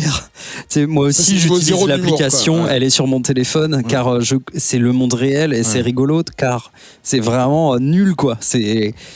Surtout qu'il y a 40 milliards de façons de faire du placement de produits, après, de la pop culture, Marvel de la fait blague. des trucs comme ça aussi. Hein, oui, mais en fait c'est toujours ça, c'est qu'il y a même des films qui le font sans dire le nom de la marque en fait, parce que tu regardes le téléphone pendant que la personne est en train de d'ailleurs dans Avengers. Ah oui, il y avait Fortnite. Il y avait Fortnite. Alors celle-là était bien sale en plus. Et puis la voiture, là, e-tron. Il n'y a pas un dab aussi Bah si, un dab. Ouais. Hulk qui dab. Ouais, c'est ça. Oui, c'est vrai. En fait, ça, tu vois, tout ça, c'est les petits placements genre qui font tellement mal vieillir, mais tellement. Enfin, on verra les comédiens quand ils reparleront. Avant de parler de la com, simplement un dernier point, mais vraiment horrible qui moi m'a marqué, c'est la musique. Ah oui. Alors bon, le choix de genre musical, moi je suis pas du tout juge. Non, mais tu vas à fond. Mais surtout, tu vas à fond et en plus tu fais un montage propre de la musique. La scène de la scène, donc c'est du heavy, non. C'est du métal, ouais. Du métal. Voilà. Il y a la scène de la cavalcade qu'on a vue dans la bande-annonce qui était inclus, donc la cavalcade de la société secrète qui a des espèces de peaux d'âne mais de cerf. Donc ils sont à cheval. Puis ils ont une espèce de truc de Ghostbusters aussi dans le dos, des aspirateurs à vampires ou je sais pas quoi. Et se lance tout à coup la musique métal sur cette cavalcade. Alors, sûrement pour avoir donné un rock and roll badass. On aurait eu du Queen, ça aurait été pareil. Ah non, mais stop avec Queen, quoi. Et la scène dure 15 secondes, donc le morceau se lance à peine, et il est quasiment arrêté de façon abrupte, sans transition. Pour être remplacé par une bonne grosse temp musique, tu sais, genre un tapis, quoi, tu vois, un tapis musical du score de base, tu sais, fait vraiment bien à l'arrache, 3 violons, vraiment, enfin, je vois, nul, quoi. Et à ce moment-là, c'était là, mais putain, les mecs, vous voulez faire un film, vous voulez mettre du métal, parce que c'est pas la première fois dans le film, et c'est ni la dernière. En fait, genre, je sais pas, ils le font peut-être 5-6 fois, tu vois, à mettre du métal, mais du bout des doigts, quoi, vraiment, genre... Mais du bout des doigts, mais à fond, et il te le retire, il te retire le tapis sous le pied. C'est ça. Ça n'a aucun sens. Et puis non, enfin la com c'est vraiment juste pour évoquer le fait de pourquoi est-ce que tu sors un film maintenant. Ça c'est une question que j'ai toujours pour plein de films pour lesquels, enfin quand je vois les dates européennes ou même parfois américaines qui sont vraiment étranges. Après, je pense que c'est un game, c'est comme la bourse, tu vois. Je pense qu'il faut vraiment y aller à 4-5 ans d'avance pour exactement connaître le climat des autres maisons. Enfin, je pense que Marvel, il joue à ça, je pense. Après, ça, c'est la distrib. Donc, la distrib, c'est un autre délire. Mais après, genre, le pourquoi de la com, ça, je pense que c'est très, très simple. Enfin, tu vois, t'es une agence t'es l'agence de la distribution en France. Tu vois que le film, il a flopé sa race. Bah, tu vas pas foutre des millions en abribus, tu vois. Enfin, je veux dire, tu sais très bien que tu vas pas pouvoir sauver les recettes du film si le monde entier a déjà dit que c'était un film de merde. Tu vas pas pouvoir convaincre les gens d'aller le voir en remplaçant ça par des pubs sur énergie. Enfin, tu vois, c'est pas possible en fait. Donc il y a une com qui est quasiment zéro, mais ça c'est du sabordage dans les règles de l'art, quoi. C'est pas la première fois qu'on voit ça. Genre quand ton film il est perdu, tu mets pas des millions de marketing, c'est pas sauvable en fait. Donc t'arrêtes, tu coupes, tu gardes ce budget là pour le prochain tuche, tu vois. S'en fout. Qui marchera lui. Non mais c'est sûr. Eh bien, si vous avez également vu ce film, que vous avez été satisfait ou alors déçu, ou ni l'un ni l'autre, que vous l'avez pas encore vu et que vous vouliez entendre des spoilers, dites-nous ce que vous en avez pensé. Moi, ça me fait toujours, personnellement, ça me fait toujours un petit peu mal, même si moi je suis personnellement pas un grand fan d'Hellboy, même si j'adore, je respecte leur univers, ça me fait toujours un peu chier, tu sais, quand il y a. Non, c'est dommage. Parce que j'ai l'impression que ça leur pourrit pendant 4-5 ans au moins la possibilité. Après, c'est toujours pareil, est-ce qu'on a toujours besoin d'un film pour tout? Non. Non, j'ai aussi lu quelqu'un dire pauvre Mignola, sa BD méritait mieux. Et alors, pas dedans. je veux pas, je suis pas, on va pas passer des plombs là-dessus, mais je crois qu'il est un tout petit poil responsable quand même de ce truc, hein. Donc de toute cette merde, parce que c'est lui à la base qui voulait pas, si je me souviens bien, que Del Toro en fasse un troisième. Del Toro qui finit par faire, tu vois, comment ça s'appelle ? Son petit bonhomme de chemin. La forme de l'eau. Forme de l'eau, voilà. Et voilà, et tu vois, on se retrouve avec cette merde là. Bon voilà, je pense qu'il est responsable. Eh bien, ça, une petite leçon à apprendre là-dedans. Eh bien, c'est la fin de cette émission. Je n'avais pas préparé de mots avant la fin, mais on va pouvoir quand même se dire au revoir. On va dire au revoir aux chroniqueurs. Et merci Lulu. Merci à toi, Eric. On te retrouve où et comment ? Dans le Bouya Comics Club, voilà, en toute simplicité. Toi, t'y vas, il faudrait que je fasse ça. Moi j'y vais, moi j'aime bien. Adrien, Ouais. on te retrouve où ? Internet, Adrien Larouzé, Z2E, partout, sur Twitter, dans le Bouya Comics Club, voilà, partout. Et attends, il sort quand l'épisode là ? 26 mai. Attends. Vendredi 26 ? Ok. Un truc comme ça à peu près. Alors, je sais ce que vous faites. Vous allez... Putain, pardon, je vais imiter la personne qui m'imitait la dernière fois. Ouais. Mais je m'en fous, je le fais. Et On a sorti, il y a une semaine dans le futur du passé, il y a 2 semaines, un super jeu pour iOS qui s'appelle Alt Frequencies. Incroyable, formidable. Et dans quelques jours, sort un jeu musical de rythme qui s'appelle Vectronome. Un jeu sur une bande-son électro frénétique où vous allez devoir résoudre des puzzles géométriques en isométrie. ça me parle. Au rythme de la techno. Laissez-moi vous dire que vous n'êtes pas prêts pour ceci. On a hâte. Est-ce que le jeu est prêt ? Et, le jeu est prêt, Inch'Allah. Il est sur PC, Mac, Steam, blabla, et il est également sur Switch. Ah, j'ai la Switch. Et il est pas cher, c'est très bien. Allez-y, À foncez. chaque, je regrette un peu. Mais oui. Publicité, profitez-en. Et toi, Nivrae ? Toujours sur Twitter, @Nivrae, sur le podcast des Netflixers et sur le Discord de qualité où je fais de la pub pour Comics Podcast. Ça marche ou pas ? Non, ça marche. Quelle Ok, moyen de infiltration. savoir. Donc cet épisode sera diffusé le 24 mai 2019. Donc on le saura pour les gens qui donc écoutent l'épisode aujourd'hui. Ah, voilà. Ils Car savent, nous, ils savent quel jour on est. tellement Du pas coup, de c'est on est le pratique. 13 mai, mais c'est pas grave. Et moi, sur Twitter, Whisperos aussi. Un épisode par semaine en attendant la fin de la diffusion, mais là normalement ça devrait C'est fini. bientôt être Ça fini. sera fini. Donc j'espère que vous avez aimé les épisodes de Whisperos sur la série. Là on va passer à autre chose je pense. Et sur Twitter, @EKBR2KKO. Pour dire Beurre de cacao. Ouais. Ah. Et je me suis mis à faire des poupes. Donc n'hésitez pas à aller voir sur mon Twitter, j'ai balance et j'ai une C'est chaîne drôle. YouTube. Je pense que j'en crée une nouvelle, mais ça m'éclate. Donc si vous aimez bien, allez voir et mettez des likes. Et on apprend des choses aussi sur la construction des nouvelles lignes de Ah transport oui, en attends, commun ça, à pour le Paris. Pour le coup, alors j'en en profiter. Ça me donne qui nous écoute, mais Bertrand Lambert, qui est le présentateur de l'émission Parigo sur Ouais. sur France 3, il était à l'avant-première. Enfin, pas l'avant-première, mais à la diffusion en direct de l'épisode de la saison 8 de Game of Thrones, le 1, D'accord. qui avait lieu au cinéma en fait. Ah. Il y a OCS qui avait invité des gens, dont les gens de Whisperos, donc j'y étais, j'ai eu la chance de pouvoir y aller. Et il était genre à 2 rangées derrière moi et j'avais trop honte, je voulais trop aller voir. Genre, ouais, j'adore votre émission et tout. Et en fait, cette émission elle est cool parce que elle t'apprend des trucs, moi j'aime bien les transports, les réseaux, machin. Ouais. Mais c'est surtout qu'il a une diction qui est trop facile à découper. Ouais. Donc Ouais, tu peux c'est lui clair, faire ouais. dire n'importe quoi et ça c'est ça faisait déjà des années que je regardais le truc en disant ah putain faut faire un truc avec. Je pense qu'il serait content que tu lui dises ça.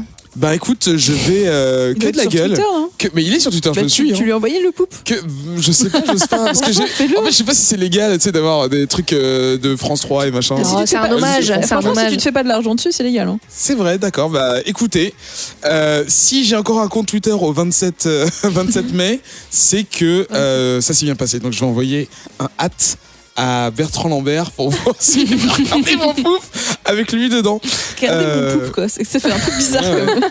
Donc on se donne rendez-vous dans 2 semaines. Donc en fait ce sera déjà le début du mois de juin pour la 120e émission. Ah ouais. Et on vous dit bonne lecture, bonne semaine. Et on espère qu'il va arrêter de faire ce temps-là. Enfin j'espère qu'il fait moche en fait au moment où je dis ça, mais il faudrait qu'il fasse un peu meilleur. C'est compliqué. Non mais tu vois, Non. essayer de gérer le temps. Nous, on aimerait bien qu'il Dans le fasse super beau dans le futur. futur. Le temps au sens double de Oui, climat le temps et la météo. et Mm. voilà. Et on fait pas comme si le temps n'était pas là. Et sinon, moi j'ai l'impression que Hellboy il serait super fort en bricolage. Avec ses gros doigts, il peut casser des trucs. Mais on révèle pas son vrai nom. Du coup, il pourrait monter une franchise, une chaîne de magasins de bricolage. Comme par exemple, du coup, ça s'appellerait Anung Un Rama. Ouais. Et les slogans sont tout trouvés. Comme Anung Un Rama. Non. Si, Anung Un Rama, c'est Anung Un Nosh. Oh putain. Ou aussi Anung Un Rama, le démon dont la vie nous est chère. Ouais. Par exemple, c'est facile. Ça c'est Conforama au Castorama. J'explique ma blague parce que sinon elle est pas bien. En cas de doute. Et un dernier pour la route. Voilà. Anung Un Rama, entre nous, une même passion. C'est qui? C'est Galva? Voilà, c'est Bricorama. C'est Bricorama, personne ne connaît. Parce que là, on ne connaît pas celui-là. Ce qui me fait penser que, parce qu'on parle du bricolage, je sais pas pourquoi j'étais en train d'essayer de chercher l'histoire de Leroy Merlin. Parce que je trouvais que le nom était trop chum en fait. C'est pas possible que ce soit naturel que quelqu'un trouvait ça. Et effectivement, en fait, c'est un couple, un monsieur Leroy et une madame Merlin. Est-ce que vous savez comment est-ce qu'ils ont fait leur business? Parce que c'est quand même des.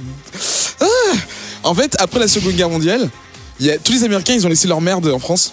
Ils sont barrés. Ils ont tout récupéré, Ils ont tout récupéré. Ils ont donc c'était le métal, les pieds de tente, les armes. Enfin, je pense les armes, je pense pas, mais en tout cas tout le batos qu'ils avaient. Ils ont commencé à tout revendre à des particuliers. Et au début, ils revendaient en gros. Ils ont changé de stratégie. Ils ont baissé les prix. Ils se sont dit, on vendrait pas aussi des marteaux et des clous et des machins. Et en fait, ils ont fait un fonds pour pouvoir distribuer dans le Nord tous les trucs jusqu'à ce qu'ils se fassent racheter par les Mulliers, qui maintenant en fait possèdent juste, je sais pas. Tout au nord du 52e parallèle, donc les Pays-Bas, la Belgique, tout ça, ça partit au milieu, au champ, tout ça. Mais j'ai trouvé ça ouf quoi, que c'était un monsieur et une madame qui avaient ouvert ce concept d'aller récupérer ce que les autres ont laissé pour les revendre et se faire voilà. Mais du coup, je me demande si leur fils s'appelle pas Arthur. Arthur Leroy Merlin. Franchement, ça serait génial. Et peut-être que c'est un rapport avec Hellboy. Avec Hellboy. Tout se lie. C'est pour ça qu'il a un nom. Ça se trouve, c'est eux qui ont récupéré Excalibur. Tu vas trop loin. Et comment est-ce qu'on la chope? Dans une shop. Il faut trouver ton chemin dans le Leroy Merlin de Châtelet. Et là, tu seras worthy. Avez-vous la carte? Tu casses le sol, tu vas tomber sur la tombe d'Arthur, tu vois. Après, tu récupères Excalibur et c'est bon.